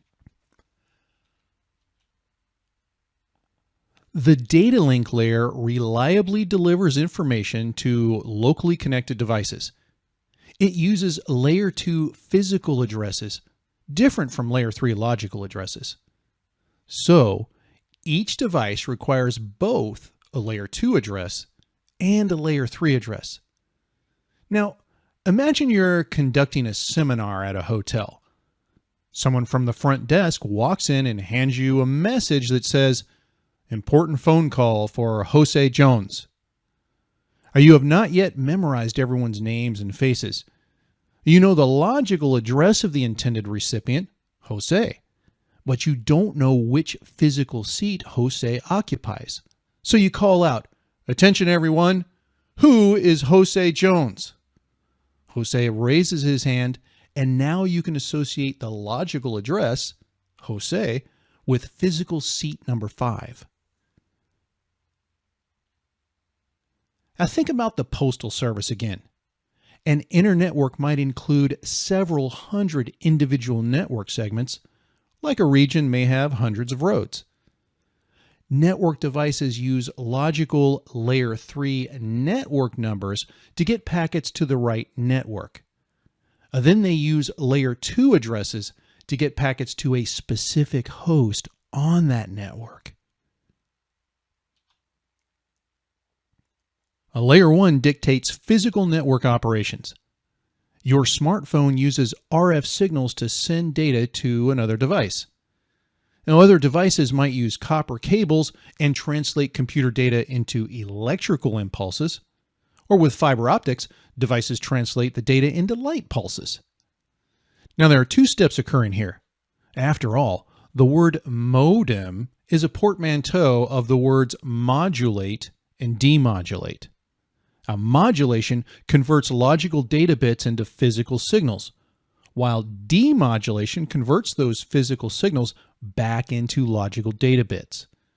Now, of course, this happens in both directions as the devices communicate back and forth. Okay, you've been introduced to each layer of the OSI model. To remember these layer names, use mnemonics. If you go bottom up, from layers 1 through 7, you can say, "Please do not throw sausage pizza away." If you prefer top down, you can say, "All people seem to need data processing." All right, you know the OSI layers. Now let's see how they interact. Each of our 7 communication layers have a specific task. Each layer generates control information to share with the receiver who uses it. To know how to process incoming data. Now, to do this, computing devices use headers. The process starts at the application layer. Some social media app selects the picture to upload. So at layer 7, the picture or raw data is the payload. Layer 7 adds its own app-specific header and passes this on down to layer 6, where data might be encrypted or compressed. Now, the presentation layer perceives this raw data and the layer 7 header together as its payload. The presentation layer must inform the receiving host how to decompress the file, and so adds its own layer 6 header and passes this all down to layer 5, where it is all perceived as payload. Layer 5 adds its header, passes it down to layer 4, and so on down through the layers. And once all these layers in your smartphone have processed the data, your smartphone adds a layer 2 header and a layer 2 trailer. Now, this helps the receiver of the picture to ensure the data was not garbled in transit. These header payload combinations have specific names at layers 2, 3, and 4. A hunk of data at layer 4 is called a segment. At layer 3, the header payload combination is called a packet. And at layer 2, it is called a frame, perhaps because the data is, for the first time, framed by both a header and a trailer. And note also that network engineers often refer to these layers as simply L2 through L7, rather than writing it out. Let's put these concepts together. Communication starts when a user selects a picture to share from their social media app. A layer 6 compresses the image, layer 5 maintains the session, layer 4 divides the picture into segments, layer 3 provides addressing end-to-end, and then layer 2 provides local addressing on each individual network. And finally, the information is sent over some physical media to social media servers. Now, the process that adds headers at each layer is known as encapsulation. Now, when the destination receives the message, it decapsulates. It performs header analysis at layer 2, removes the outermost layer 2 header, thus revealing the layer 3 header. It passes this on up to layer 3 and so on up to layer 7. Let's check it out. Now, the receiver takes the data from the physical media. It analyzes the layer 2 header and trailer to verify the information's destination. The layer 2 header is no longer needed, so it is stripped off, revealing the layer 3 header and payload. Now, layer 3 analyzes the addressing, and if this host is the destination, accepts the packet. Only the layer 4 header and payload is passed on up, where layer 4 reassembles the segments, rebuilding the original photo. Layer 5 tracks all messages and maintains the session. Layer 6 knows that this is a compressed photo and may perform decompression. And finally, Layer 7 shows a message indicating that the transaction is complete. And notice that Layer 1 does not append or create any header. Therefore, there's no encapsulation-decapsulation on it. Remember, Layer 1 modulates and demodulates, converting bits into analog signals and back. The OSI reference model is not the only model used to describe computing communication. TCP/IP is another common reference model. Now let's compare the OSI model with the TCP/IP protocol stack. The Internet Protocol, or IP suite, is a set of communication protocols and a conceptual model. It is called the TCP/IP stack because the core protocols are the Transmission Control Protocol, or TCP, and the Internet Protocol, or IP. Now, this 4-layer model provides end-to-end data communication and specifies how to packetize, address, transmit, route, and receive data. These 4 layers map to the 7-layer OSI model. Now, the OSI model application, presentation, and session layer functions all map to the TCP/IP application layer. So, TCP/IP-based applications are responsible for interfacing with users and creating data, putting it all in the proper format, and managing sessions. How about some common examples? Hypertext Transfer Protocol, or HTTP, is the foundation for the World Wide Web, WWW, where hypertext documents include hyperlinks to other resources accessed with a mouse click or a screen tap. Every time you load a web page, you're using HTTP. Now, File Transfer Protocol, or FTP, is a traditional protocol that transfers files between devices in both directions, both upload and download. This protocol is typically only used by technical people. Now, the Real-Time Protocol, or RTP, transfers voice and video data between computing entities. Every time you start a video call, you use RTP to share your voice and image. Trivial File Transfer Protocol, or TFTP, is a lightweight variant of the FTP protocol to transfer files. One major difference between these applications is their use of the transport layer, which maps directly to the transport layer of the OSI model. Apps that need more reliability might use TCP to transport their data, while other protocols use the User Datagram Protocol, or UDP, for its lightweight efficiency. You'll explore this very soon. The OSI network layer maps to the TCP/IP internet layer. Both perform the exact same function, routing data across logical network paths by defining packet and addressing formats. Well, once TCP or UDP has established a logical session between endpoints, they rely on the IP protocol to route packets, either IP version 4, IPv4, or IP version 6. The OSI model's data link and physical functions map to the TCP/IP network interface layer. So, once IP has determined the best way to route packets, it passes them down to layer 2 to be encapsulated in an Ethernet frame or perhaps an 802.11 Wi-Fi frame. The Ethernet or wireless interface in a device then converts this logical data into electrical or light impulses on a cable or RF signals over the air.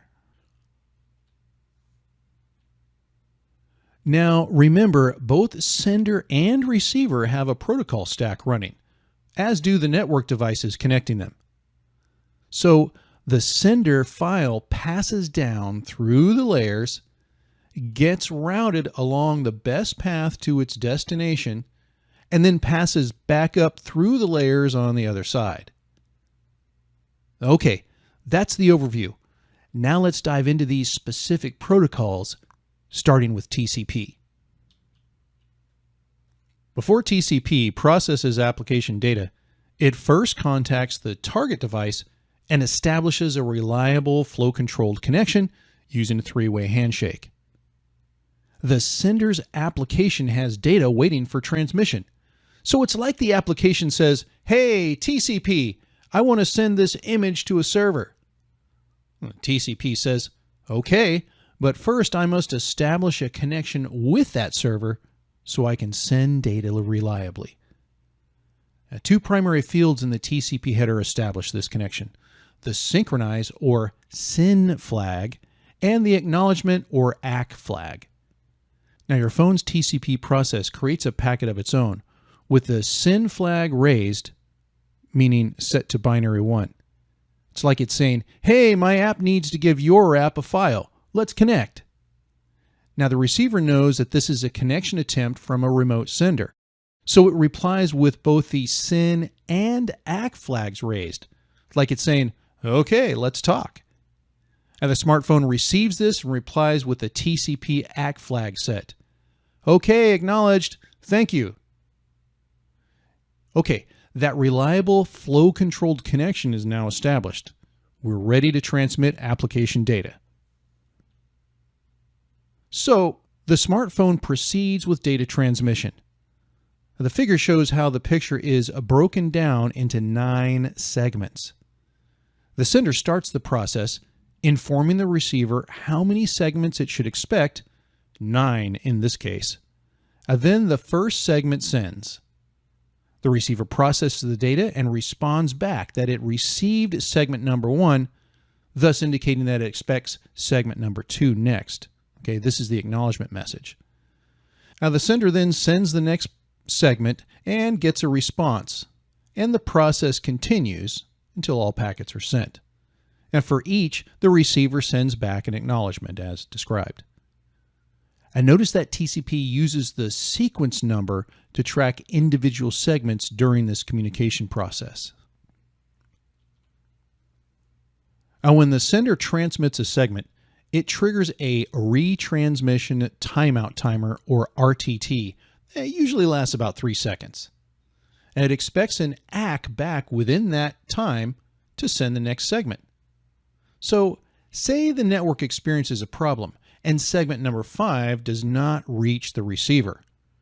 Now, the receiver didn't receive it, so of course it does not reply with an ACK, and the RTT timer expires.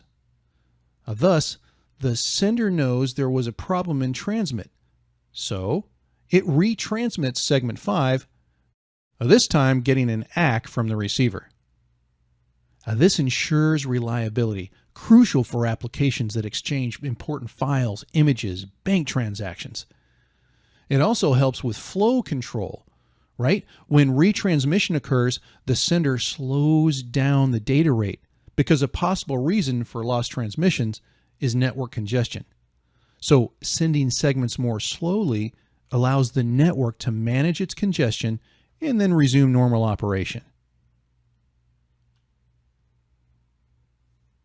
Port numbers facilitate application to transport layer interaction. Both TCP and UDP serve many applications, often at the same time. For example, the sender is uploading a picture while chatting with a friend through the same social media app. In this case, there are 2 connections. Now, to keep things organized, each application is assigned one or more port numbers from 1 to 65,535, with 1 through 1024 reserved for well-known applications, the more common apps. For example, HTTP uses port 80, FTP uses ports 20 and 21, while the Trivial File Transfer Protocol uses port 69, and we'll cover UDP soon. Both sides must agree to use the same ports. If the sender sends FTP data on port 20, but the receiver is listening on port 900, well, the transfer fails. Good thing we are standardized, right? Now, to send that first segment, probably that TCP SYN for the three-way handshake, your smartphone must include source and destination ports in its TCP header. In this example, the application is HTTP, and so the destination port is 80. The source port is some dynamically chosen random port number between 1025 and 65535, used as so-called ephemeral ports. Now remember, if the receiver listens for HTTP on a different port, the packet is discarded. But this receiver is configured to its defaults, and so it processes the segment and replies. I notice that the source port is now 80 and the destination port is 10,000. Now, if you have multiple HTTP sessions open, you're on 3 different websites maybe, the sender's destination port is always 80. That's HTTP. But the sender might use, say, 12,002 as the destination port for that second session, 10,000 for the first one, and 13,000 for the third session. Thus, your smartphone, or whatever the sender is, can distinguish multiple sessions using the same app. Okay, you just learned about 4 key TCP features: the 3-way handshake, sequence numbers, retransmits, and port numbers. Now, how do the TCP processes on each host cooperate to implement these features? You recall what Layer 4 TCP adds to the payload, right? Now let's zoom in on those headers.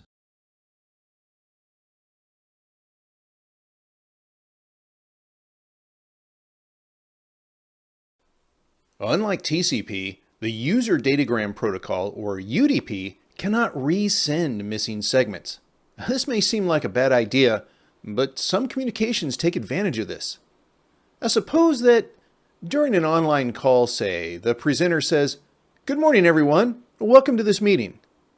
Now, during that time, the network experiences problems and loses some segments, perhaps causing the receiver to miss the word morning. Okay, well, this information is not critical to understanding the message. If it only loses a small percentage of segments, less than 1%, your brain fills in the gaps. Now, analyze what happens if the voice call used TCP instead. Your device would ask for missing segments like the word morning. Now, this doesn't help because reproducing that word at the wrong time makes the message unintelligible. For example, imagine hearing, "Good everyone, welcome morning to this meeting." And it doesn't work. Application protocols like RTP, voice and video, and TFTP, they all use UDP.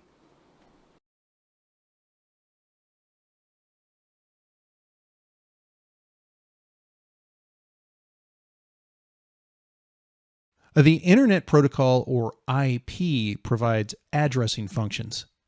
Nearly every hunk of transmitted data has an IP header with source and destination IP addresses. These hosts are all on the same local network, so they can communicate directly. Perhaps the smartphone at IP address 10.0.0.1 sources data to the game console at destination 10.0.1.2. But to get to other networks, packets must be sent via some network device which uses Layer 3 processes to determine the best path and route packets along that path to its destination. Now, there are 2 IP versions. IPv4 uses 32-bit addresses, accommodating 4 billion unique addresses. IPv6 uses 128-bit addresses for 3.4 times 10 to the 38th power unique addresses. You learn about IP addresses later in this course. Now here's the IPv4 header information on a Layer 3 packet with emphasis on the important fields, starting with TTL. Misconfigured routers could bounce IP packets around forever in an infinite loop. Thankfully, the time to live, or TTL field, mitigates these Layer 3 route loops. To do so, the originator of the message places a number in this field from 0 to 255. For example, suppose TTL equals 15. Each router decrements this field by 1. So as this packet hops through the first router, TTL equals 14. After the next router, TTL equals 13 and then 12 and so on. Now, the router that decrements the TTL field to 0 discards it, thus preventing an infinite loop. I recall that when TCP or UDP grab data from the app, they add appropriate port numbers to the L4 header. Similarly, when IP grabs data from TCP or UDP, it adds appropriate protocol numbers to its layer 3 header. TCP is the protocol number 6, while UDP is 17. Thus, the receiving IP process can pass packets up to the correct layer 4 protocol. Now, from IP's perspective, TCP, UDP, and others at higher layers are collectively referred to as upper layer protocols, or ULPs. Now, here's where those IP addresses go. The packet originator adds its IP address as the source address field and the target's IP address to the destination field. Now, this is the ultimate destination of the packet. I didn't focus on the other IP header fields here. They're not relevant to your current learning. Now, you'll learn about them as they become relevant as you move on in your training. Now remember, layer 3 routers use this header to do their job. They receive an inbound packet, analyze that destination IP address, and forward packets along the best path toward its destination. Okay, brief review. Routers use what? Layer 3 IP addresses to get packets to the right network. Then they use layer 2 physical addresses to get packets to the right host on that network. Now let's drop down to an actual widely used layer 2 protocol, Ethernet. I notice here that 2 networks are connected by a router, which gets everything from 10.0.1 street to 10.0.2 street. And now that the packet is on this 10.0.2 network, the layer 2 address gets us to the right host on that network. Now we call these media access control or MAC addresses because controlling access to the media is a layer 2 function. Do you recall my earlier analogy? Remember, the teacher knows the person's logical name, Jose, but does not know where Jose sits. Now computing devices ask a similar question. Hey, which one of you is 10.0.2.2? The game console responds, I'm 10.0.2.2, and my MAC address is 0600000001:7D. Now that router knows the game console's MAC address, and it of course knows its own layer 2 address, right? Thus it can add these addresses to its layer 2 Ethernet frame and send it to the game console.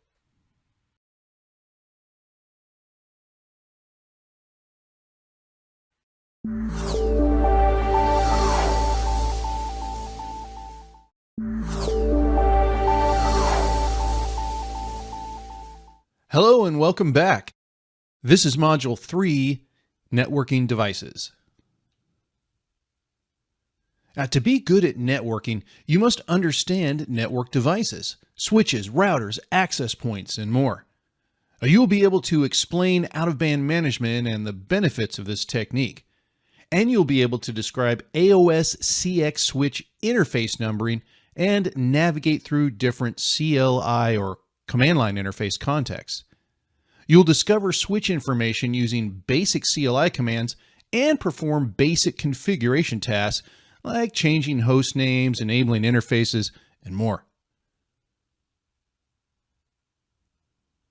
You begin with a discovery of typical network devices. And networks are composed of 2 general device types. Endpoints are clients that use the network to communicate. So examples include smartphones, laptops, tablets, printers, game consoles, and IoT devices like kitchen and home appliances or automobiles. Networking devices enable endpoint communication, creating paths and bridges, or providing services to endpoints.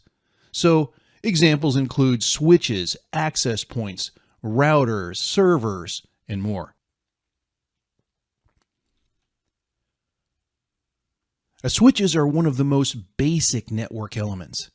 They connect devices in a LAN using Ethernet cables. Switches are OSI model layer 2 devices. They forward Ethernet frames based on destination MAC address. Switches have multiple ports that connect computing devices into one or more local area networks or LANs. Now, switches are transparent to endpoints, okay? Connected devices are unaware of the switch's existence. They see themselves as directly connected to each other.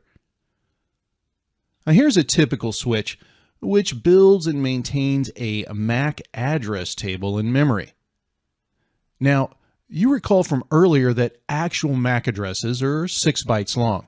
But to focus you on concepts, I'm going to refer to simplified, fictitious 2-byte MAC addresses, okay? Just makes things easier to talk about. Now, the switches automatically learn that a device with MAC address 90:01 connects to its port 1, and device with MAC address 90:03 connects to port 2. Now, it hasn't yet learned about the game console at 90:02. Maybe it's powered off.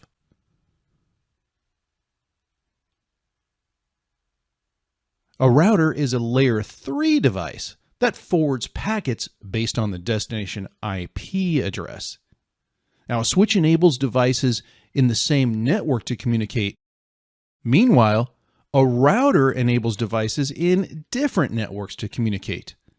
So they connect separate networks to create an internetwork.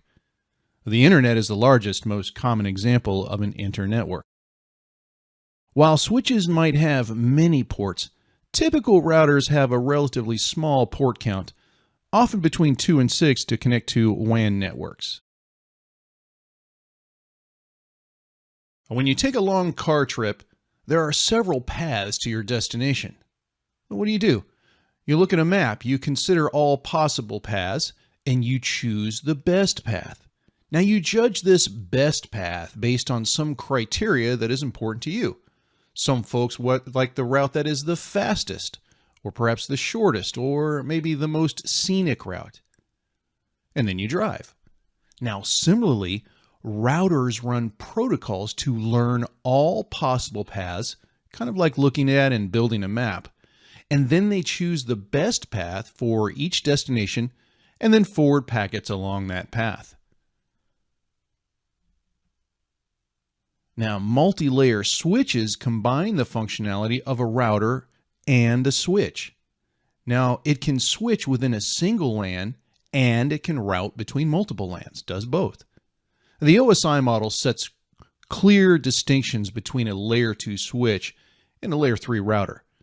But we as network engineers, we know it is good to have one device that performs both functions. It's just a cost-effective solution, and it can simplify things for you. You'll see. Access points, or APs, provide wireless connectivity to endpoints. APs are also OSI Layer 2 devices, meaning they are aware of MAC addresses. Now, a group of devices that connects wirelessly creates a wireless LAN, or a WLAN. APs are translational bridges, okay? They accept Wi-Fi frames from endpoints, translate them into Ethernet frames, and then forward them on to wired resources. Now, that wired resource responds. The AP accepts the Ethernet frame, translates it to a Wi-Fi frame, and sends it back to the wireless host. Now, there are many AP models to meet your technical and budgetary needs. They're built with internal or external antennas with one or maybe dual Ethernet ports. Some are for indoor use only, while others are mounted outside. Wireless routers combine the functionality of a router, a switch, and an AP. So they broadcast RF signals, connect your LAN to a WAN, typically the internet, and have ports to connect devices with Ethernet cables. These wireless routers are commonly found on a home network or small office environment. This device's advantage is the all-in-one offering, allowing deployment of a complete network within minutes at a low cost using a single box. To manage a network, you must know how to access devices. Let's take a look. In-band management is when you remotely connect to and manage switches via a normal Ethernet port. Now this seems convenient, but bad idea. A switch or router misconfiguration breaks your administrative access. Bad deal. And also there's a security concern. Without tight security controls, hackers can access and control your devices. Meanwhile, out-of-band management uses alternate dedicated connections to network devices, separate from the end-user network. Now, this is your best practice. You can monitor and configure network devices without relying on the production network. Plus, you establish a trust boundary. With only one entry point for the management interface, it's far more difficult for bad actors to attack you. But how do you make this connection? Here's a typical Aruba AOS-CX switch with all its Ethernet ports for normal endpoint connections. Now zoom in and what do you see? All OSCX switches include an out-of-band management port to completely isolate management traffic from all other traffic. So management traffic does not use bandwidth in the data links, and data traffic cannot contact this interface. Now, you must assign this interface an IP address, just like a typical interface. Now, this is great for centralized management of an existing network. But what if you pull a new switch out of the box for initial configuration? Or perhaps you're inside your data center with your laptop and you need a direct connection to some device. All switch models and types have a console port for out-of-band access to the command line interface, or CLI. This facilitates configuration, troubleshooting, and management. This direct connection from your laptop to the switch uses an RJ45 serial cable or a USB cable, maximum length 1 meter. Now this one is a USB-C connector, as you can see, so to make this switch to PC connection, you need a USB cable and software on your management station that emulates the serial session. Now examples include PuTTY, TerraTerm, and Secure CRT. If the switch has an RJ45 port, you use the special serial cable that ships with the switch. Now you must purchase a USB to serial converter because modern laptops no longer include a serial port. And you need that same terminal emulation software on your laptop. Now, but regardless of the physical port type, you configure your terminal emulation software with the parameters shown here to make that connection to the network device. Now, pause the presentation to review this information if you like. Now, for network configuration, troubleshooting, and management, you need to understand that command line interface. Let's check it out. Now here's a couple of typical Aruba OS-CX switches. Lots of Ethernet ports, right? How do you identify them? You use the typical member slot port notation. Now the member number is only used with a special feature called Aruba Virtual Switching Framework, or VSF, which makes multiple switches appear as one virtual switch. The member number indicates a physical switch's unique member ID. Now, the default member ID is 1, indicating that the feature is not running. In modular switches like the 8400 and 6400 series, the slot number indicates the slot a particular line card uses. Now, for fixed switches like the 8320, 8325, and 6300, this number is always 1. The port number refers to the individual interface in the line card for modular switches, or in the chassis for fixed switches. A look at this fixed port switch. It does not run VSF, so the member ID is always 1. It doesn't have slots because it's a fixed port switch, so the slot number is always 1. Now then the individual ports are numbered from port 1 here at the upper left to port 48 at the lower right. So you refer to this particular port as interface 1/1/48. Now down here on this modular switch, it does not run VSF, so its member ID is always 1. But modular switches have slots into which you install special line cards. Now this is the third slot in from the left, so it is slot 3. Now, the individual ports are numbered on each card. This one is port 24. So you refer to it as interface 1/3/24. Okay, now you know how to refer to switch ports, so you move on to switch configuration. First, you connect to the switch, either directly with a short console cable or remotely via an Ethernet out-of-band management network. And then you run some terminal emulation software like PuTTY to configure the device. You see a prompt on your screen. When you access the Aruba OS CX Switch CLI for the first time, the prompt in the terminal application looks like that shown here. The word switch is the device's default host name, which you soon learn how to change. The CLI is organized into various contexts or levels as indicated by the symbol following the host name. Each context determines which parts of the switch you manage and which commands are available to you. Let's explore. Now, the operating system defines the context shown here. The operator context level is indicated by a greater than symbol. And when you see this, you know you can run a subset of show or view commands, but you cannot change the configuration.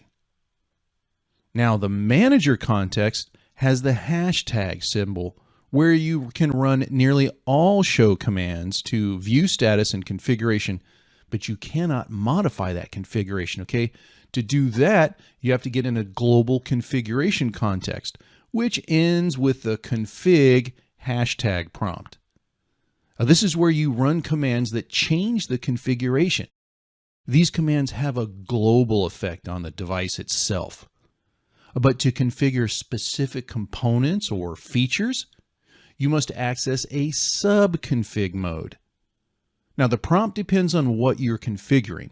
Okay, this example just happens to be config-if, which is short for configure interface. You're obviously configuring one of the interfaces we just talked about. Now, you'll see different prompts when you configure other aspects of the device. You'll see it's easy. Mainly, you must understand how to navigate through these contexts. Now, you begin as a lowly operator. But to access manager mode, you simply enter the enable command, and your prompt changes from a greater than sign to the hashtag sign. And then to move from manager to global config context, enter configure terminal, and you see the config prompt. And then to move from global configuration to the interface context, as an example, use interface followed by the port number. You cannot move directly from operator to global or interface using a single command, okay? You must progress in the order shown here. Well, let's go the other way. Let's say you're down at the interface level and you want to move up to the global level. Simply use the exit command. Now, you just learned that you cannot skip a level, right? Moving down from operator to manager to global and so on. But you can move directly from any subconfig level to the manager context with the single end command. So you can move from the global to manager level with either the exit or the end command. And then to move from the manager to the operator level, simply use the disable command. Now, the AOS CX CLI provides help features. To see available commands you can run in the current context, enter the question mark symbol. Now, the question mark symbol does not show on screen when you enter it. Or perhaps you know you want to use some variation of, say, the show access list command, but you're not sure what options you can specify. Just enter the command followed by a space and a question mark. So if you wanted to see all access lists configured on the device, you would enter show access-list all, and so on. Pretty cool. AOS CX supports command abbreviation. Just enter enough letters to uniquely specify any command, and the CLI accepts it. So you can simply enter conf, C-O-N-F, instead of typing configure terminal, just to access global config mode. Now, the CLI also supports command completion. If you enter enough letters of a command to uniquely identify it, press Tab and the CLI completes the command for you. If you have not entered enough letters to match a command, the CLI simply doesn't complete it. In this example, you have entered INT and then hit the Tab key. So the CLI completed the command for you, and you see interface. If you press Tab twice after a word, the CLI displays command options. For example, enter interface, then Tab. You see options that you can enter after the interface command.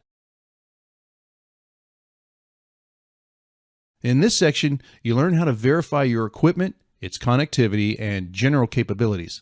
And this is so valuable. Don't just assume that someone's network documentation is accurate. Good network engineers know how to validate the actual network connectivity, to validate existing documentation or create new documents from scratch.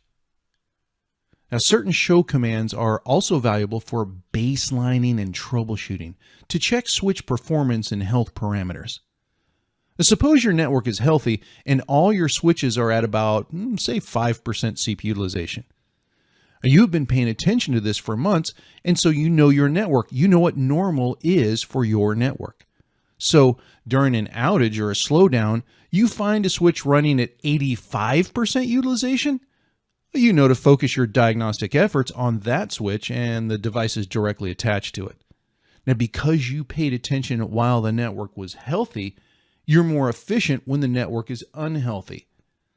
Mastering these commands, creating accurate documentation, and having good baseline information is like getting a cheat sheet to a test, except this is the real world. The so-called test relates to your effectiveness when the network is down. All right, let's go. Show version displays version information about the network and service operating system software and BIOS. Now here you see that this system runs AOS CX version GL 10.04.0003.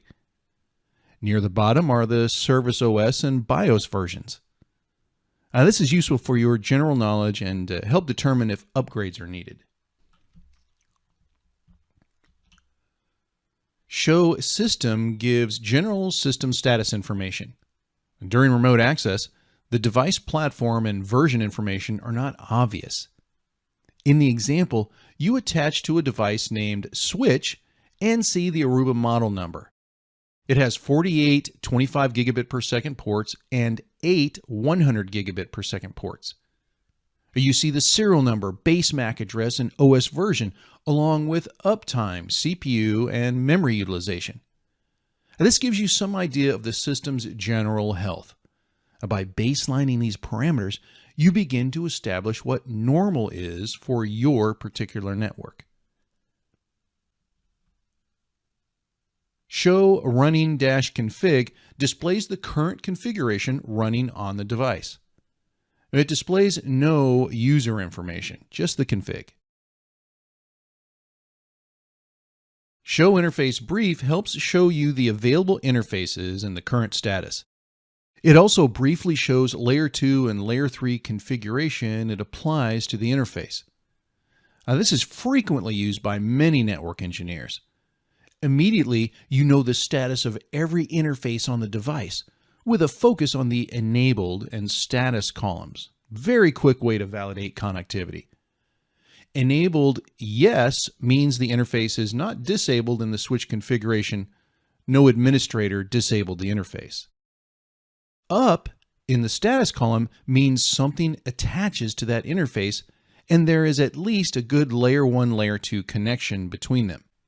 All right, so you're checking whether the device is administratively up and whether you have a good physical connection to another device. Show Events displays the event logs generated since the last reboot. Log analysis is a powerful tool to investigate and troubleshoot system and protocol-related problems. Use the -R parameter to list the most recent log events first. And note that the show event command has other parameters like -E, -S, -A, N, C, and D. I'll learn more about these parameters in the command line interface guide for AOSCX document. And now you explore basic device configuration. Naming each device ensures easy identification, especially in larger networks. This is one of the first configuration steps you do in a real environment.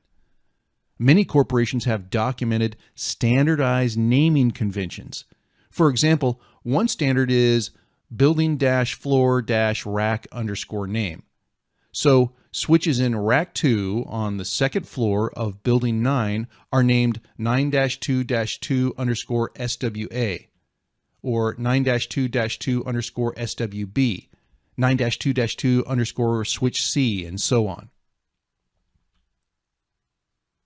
Aruba OSCX enables management interfaces by default.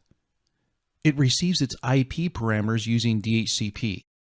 I use the show interface management command to verify the interface status. If you prefer, manually configure IP parameters on the management interface as you see here. Aruba OSCX disables all ports by default for switch series 10,000, 8400, 8325, 8320. But for the 6X00 and 4000 series, it enables all ports by default. I modify this using the shutdown or no shutdown commands.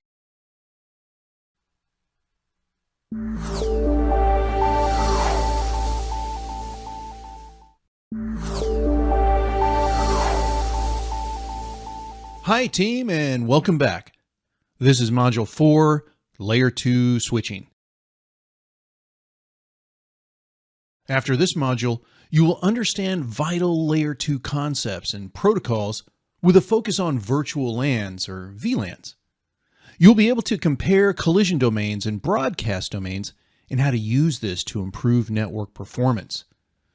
You describe Layer 2 devices, describe MAC address and ARP forwarding tables, describe and configure VLANs, a key aspect for deploying resilient, secure, high-performance networks. You'll explain 802.1q tagging and how this extends the VLAN concept across multiple switches.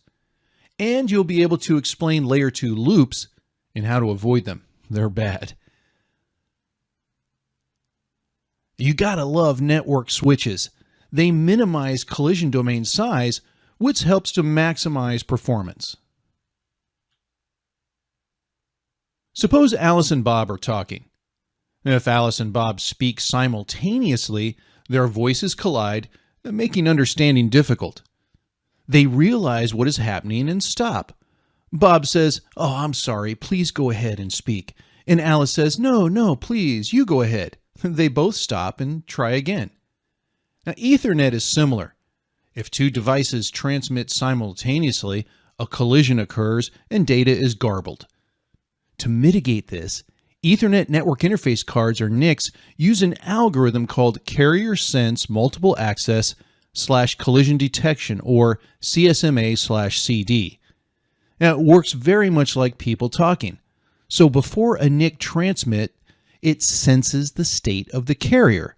the carrier being the Ethernet cable that carries signals. Now, if it senses electrical signals, it politely waits until that signal completes, like a human listening. Oh, somebody's talking, I won't speak yet. But if two NICs listen at the same time, they hear nothing, so they might transmit at the same time. Boom, collision occurs. Now, the NICs detect this garbled data collision and generate a semi-random number of slot times to wait before transmitting. Now, perhaps station A backs off for 10 slot times, and B only backs off for 3 slot times. This is like Bob being polite and saying, "Oh no, you go ahead, Alice, please."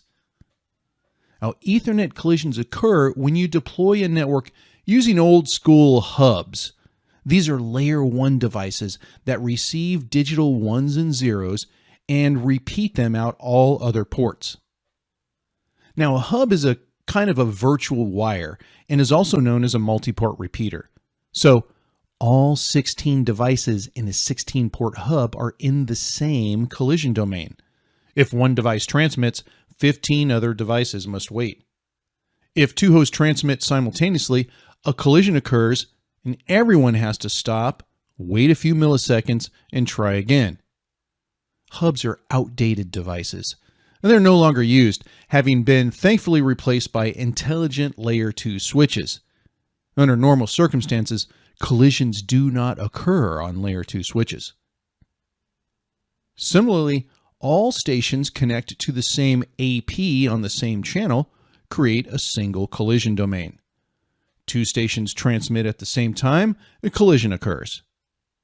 A Wi-Fi uses an algorithm called carrier sense multiple access / collision avoidance, or CSMA/CA. Now, it works very much like Ethernet CSMA/CD, except it adds additional mechanisms to preemptively avoid collisions. Wireless networks are like wired hubs. Only one station should transmit at a time. Understanding collision domains enables you to optimize performance. Consider conversations. With 2 people in a room, conversation is quick, easy, and efficient. And then put 50 people in the room. Multiple conversations cause distractions and collisions, people talking at the same time. Well, splitting people into different rooms helps to improve communication and prevents people from having to wait too long. Now, suppose you have an Ethernet hub with 8 devices connected. While one host transmits, 7 hosts must wait. What if you had a 48-port hub? Then 47 hosts must wait. Imagine the performance impact. To mitigate, split this network up into multiple collision domains. Similarly, consider one access point with transmit power set to maximum. Now, this increases its coverage area so it services all 75 people in the room. Nice! It saves money and provides coverage for everyone with a single AP. But while one host transmit, 74 people must wait. People complain that wireless is slow. Nobody's happy. And to resolve this, you purchase more access points, set their transmit power lower, and each to a unique channel. Now, only 25 people connect to each AP, each in a different collision domain. So now 3 APs, 3 people can transmit at a time, performance improves. Good wireless engineers add more APs and reduce power, so only 10 to 25 or so people connect, drastically increasing performance. And now you explore that most ubiquitous of networking devices, the switch. Recall that switches are layer 2 devices. They analyze layer 2 headers to forward frames. A switch is an intermediary device with multiple network interfaces. You connect endpoints to switches with cables. There are small 8-port switches for small office, home office, or SOHO networks, on up to modular campus switches with over 100 ports. The cool thing about switches is that each endpoint connection is its own collision domain. So, 24-port switch, 24 collision domains, 100 port switch, 100 collision domains. So if switch ports are configured for half duplex, only the switch itself can speak at the same time as its connected endpoint, a small 2-node collision domain. Pretty nice. Even better, ensure that your switch ports and endpoints are all configured for a full duplex operation. Do recall that Ethernet cables have a separate pair of wires for transmit and receive? Now, this means that collisions are not even possible. 0 collisions.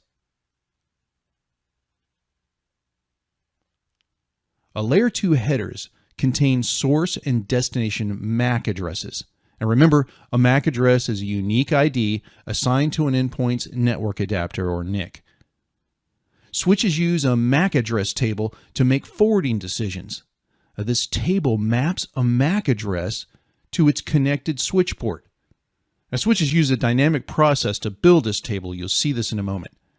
Now, in this example, PC1's MAC address maps to port 1, the printer's MAC address maps to port 6, and PC2's MAC address maps to port 7. So when a switch receives a frame, it analyzes the destination MAC address and compares it against the MAC address table. Now, when it finds a match, it uses the associated port to send the frame out. Remember, to simplify our discussion, I only refer to the last 2 bytes of the 6-byte MAC address. Again, just makes things easier to talk about. Suppose that PC1 wants to communicate with PC2. PC1 generates a layer 2 frame with source MAC address 00:11, destination 00:22. The switch receives the frame and analyzes the layer 2 trailer to check for transmission errors. Now the switch analyzes the layer 2 header, comparing the destination MAC address against entries in the MAC address table. And it found a match. Destination address 00:22 can be reached out port 7. So the switch forwards the frame out port 7 to PC2. Now the bottom line is this. To forward frames, switches focus on the destination MAC address in the layer 2 frame header. But how do switches automatically build this table? How do switches learn which MAC addresses connect to each port? The MAC table is empty when the device powers on, even after connecting devices to its ports. Now, the switch listens to incoming Ethernet frames, just typical devices communicating with each other as normal. Perhaps PC1 wants to communicate with PC2. The source MAC address is 00:11, destination 0:22. Now the switch receives this frame on port 1 with source MAC 00:11. So it knows that MAC 00:11 connects to port 1, and it adds this information to its table.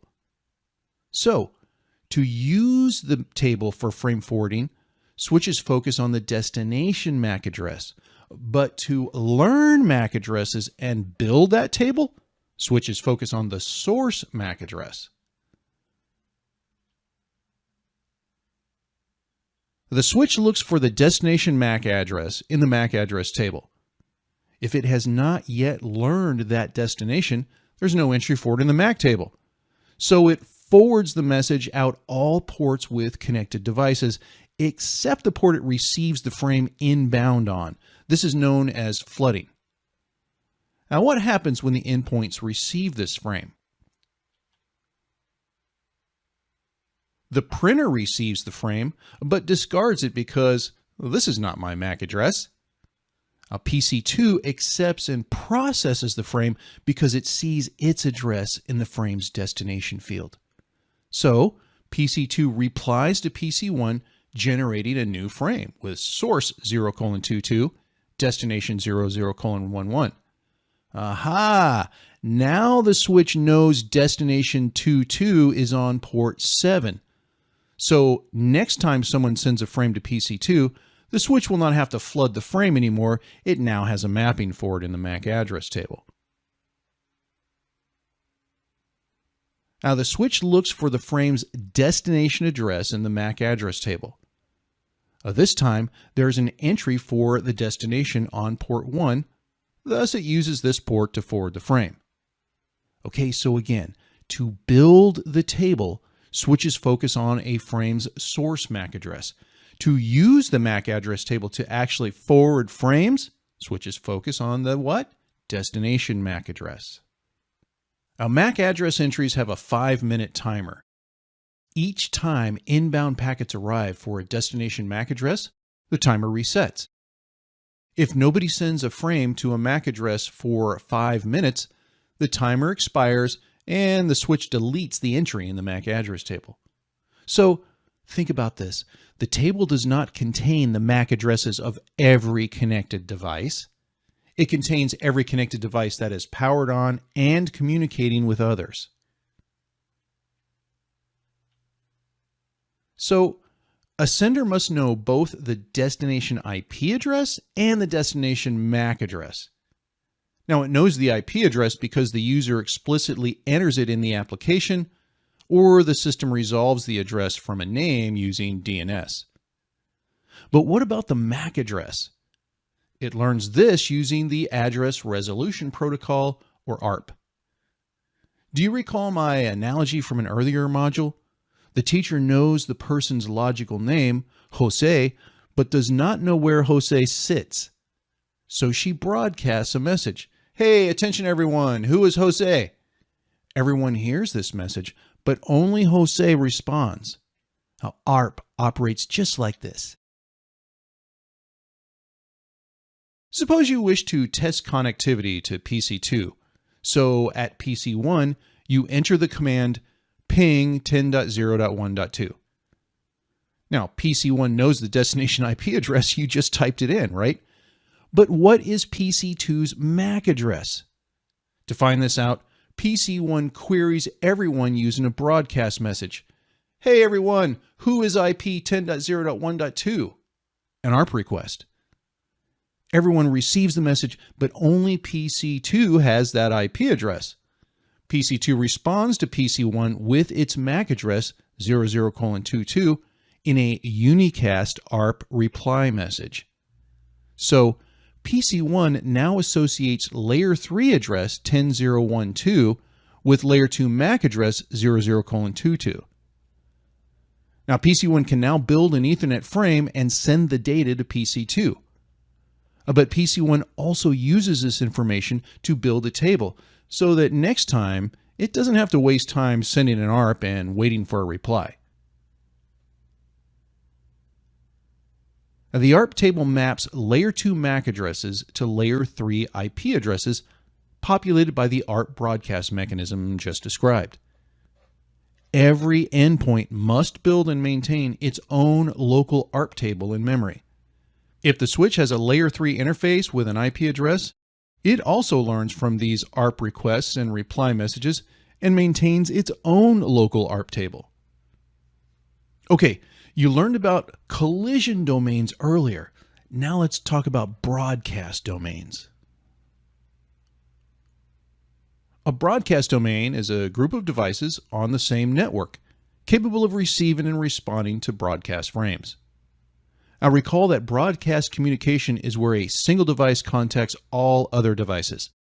Layer 2 broadcasts use a reserved address for broadcasts, as do Layer 3 IPv4 broadcasts. Layer 2 switches always forward broadcast frames out all ports, except the port it receives the broadcast from, the ingress port. In the figure, host A transmits a broadcast address. Hey everyone, who has IP address 10.0.1.2? That sounds like an ARP, right? But it's a broadcast, and because the switch forwards this out all other ports, hosts B and C receive the message. Now, nobody in broadcast domain 2 received the message. Well, they're not even connected. Similarly, when host D sends a broadcast, all hosts in domain 2 receive it, but nobody in domain 1 does. Now, suppose you want to connect these two networks into an internetwork. Do you remember which device does this? It's a router. Now the two networks connect. Now, unlike layer 2 switches, Layer 3 routers do not forward broadcasts. They define the edge of a broadcast domain. Well, broadcast traffic travels exactly as before. All domain 1 hosts receive broadcast from its domain, but not from domain 2 and vice versa. But now that they connect, all devices can communicate with unicast or multicast traffic. Well, this is all cool, but why not simplify this? Eliminate the router and connect all hosts on a single network and broadcast domain. You save money, no need to purchase a router. But as with collision domains, large broadcast domains cause performance issues. For unicast traffic from host A to host F, only those 2 stations fully process packets. But all stations process broadcast traffic. Switches flood broadcast frames out all ports except the ingress port. Now, this increases switch and link utilization. Every switch link carries every broadcast. Hackers deploy denial of service or DOS attacks that flood the network with millions of broadcast packets, leaving no resources for valid traffic. Okay, so smaller broadcast domains means better performance. Virtual LANs give you flexible, scalable, more secure networks. Imagine you're in a university campus building where students and teachers connect their endpoints to ports across the building. As typical, the university wants to separate these user groups. Now, this improves security because students should not be able to access teacher resources. It also improves performance because large broadcast domains waste bandwidth. One solution is to use separate equipment. Get one switch for teachers and another for students. You accomplish your goal because you dedicate switches for a single type of user. But this does not scale well. Suppose later the university needs a 3rd network for contractors, and then a 4th network, and then a 5th network. You purchase another switch and another and another. This gets expensive. There's got to be a better way. A better approach uses virtual LANs or VLANs, which fragments a switch's global broadcast domain into many virtual broadcast domains.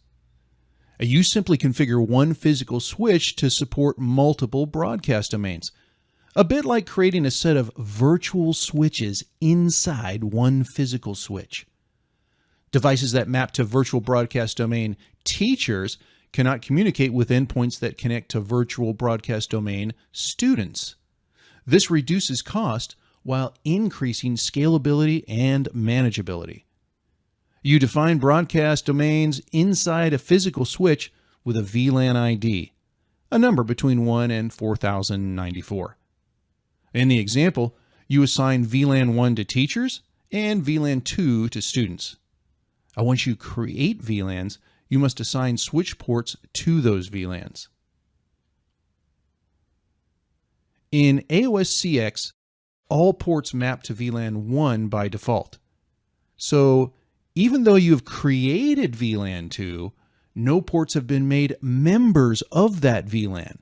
Everyone is still connected to VLAN 1. That's the default. So in this example, teacher devices connect to ports 1 through 6, and students connect to ports 7 and 8. So you must only remap ports 7 and 8 to VLAN 2. Now remember, all other ports are in VLAN 1. If your network is large enough, you need more than one switch, each with VLANs defined, like the 2 physical switches in separate buildings shown here. Suppose teacher 1 endpoint communicates with teacher 2 endpoint. It maintains separation between VLANs, but is now across 2 physical switches. But when switch 2 receives frames from switch 1, how does it know what VLAN to use?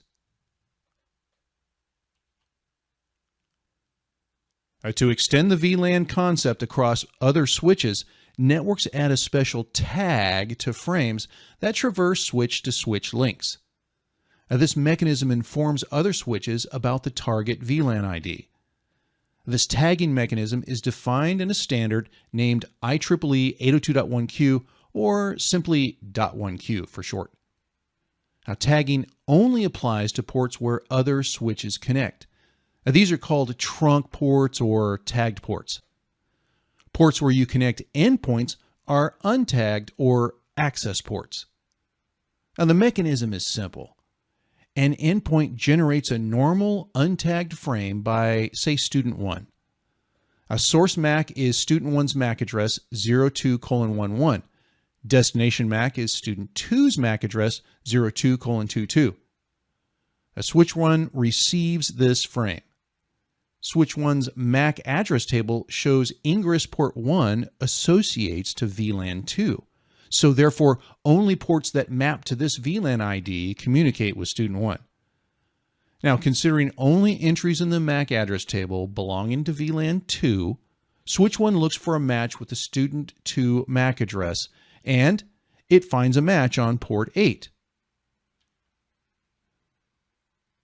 Port 8 connects to another switch, so this port is set as a trunk port. Now, this is where the tag magic happens. Switch 1 takes the original frame and adds a tag in the layer 2 header. This tag includes the VLAN ID, the number 2. Switch 1 sends the new frame out port 8. So, switch 2 receives the tagged frame inbound on its port 8, which is also a trunk port, and analyzes the layer 2 header. Now, the header indicates this frame is for VLAN 2 devices only. Switch 2's MAC address table shows that this destination is reachable via port 3. Switch 2 first removes the special VLAN tag and sends a normal, untagged frame to student 2. The tag is a simple mechanism that switches use to indicate the target VLAN ID over switch-to-switch connections. Now, though this technology is over 30 years old, some cheap switches may not support it. So to have some backward compatibility with these devices, you can disable the tag mechanism on a single VLAN. This means the tagging process does not occur for that specific VLAN, and a trunk port sends a normal frame. Now, this is known as the native VLAN. You choose the VLAN ID that you do not want to tag, and for AOSCX switches, this is VLAN 1 by default. Layer 2 loops are bad. Thankfully, they're easy to mitigate. It appears you have a nice network here, connecting host A and B. But there's a problem. Look at all these single points of failure. If just one link or switch fails, the network is down. So, you add redundant switches and links, creating alternate paths for a more resilient network. Nice. But this creates a new challenge. Connecting layer 2 switches with redundant links creates layer 2 loops. They chew up bandwidth and bring your network to its knees. They cause broadcast storms and multiple frame copies, which cause MAC address table instability. And here's how this happens. Suppose host A sends a broadcast frame. Switch run receives it and floods it out. It generates 2 copies, one to switch 2 and another to switch 3. So switch 2 and 3 receive this and flooded out their connections to each other. A switch run receives both copies and transmits them back to the host and up to the upstream switches, and the cycle continues forever. These frames circle around the network forever. Now, as part of network and endpoint operation, all devices send broadcast frames, often many times per minute. So every broadcast frame from every device circulates around the network forever. Soon, all available bandwidth and CPU cycles are used for processing broadcasts. No resources are available to process normal data communication frames, and the network is unusable. Now, the IEEE 802.1d standard version of the Spanning Tree Protocol, or STP, builds and maintains a redundant yet loop-free network.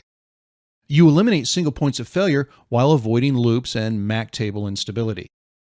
STP does this by automatically disabling redundant links, almost like they don't exist. No loops. So, frames take a primary path as shown here. But if a link or switch fails, STP automatically re-enables that alternate path to maintain connectivity. But how does it work? STP elects one switch as the root switch, sometimes called the root bridge. Many trees grow from its roots as a single trunk and then branch out. Likewise, switch 2 is the root from which the spanning tree grows. All other switches are non-root bridges or designated switches. Any redundant ports on these switches are placed in a blocking mode. So a loop-free path grows from this root switch to all non-designated, non-root switches. Now, you are learning about fast Layer 2 devices, the modern switch. Years ago, these Layer 2 devices were called bridges. Just terminology, okay? During STP discussions, the terms switch and bridge are often used interchangeably.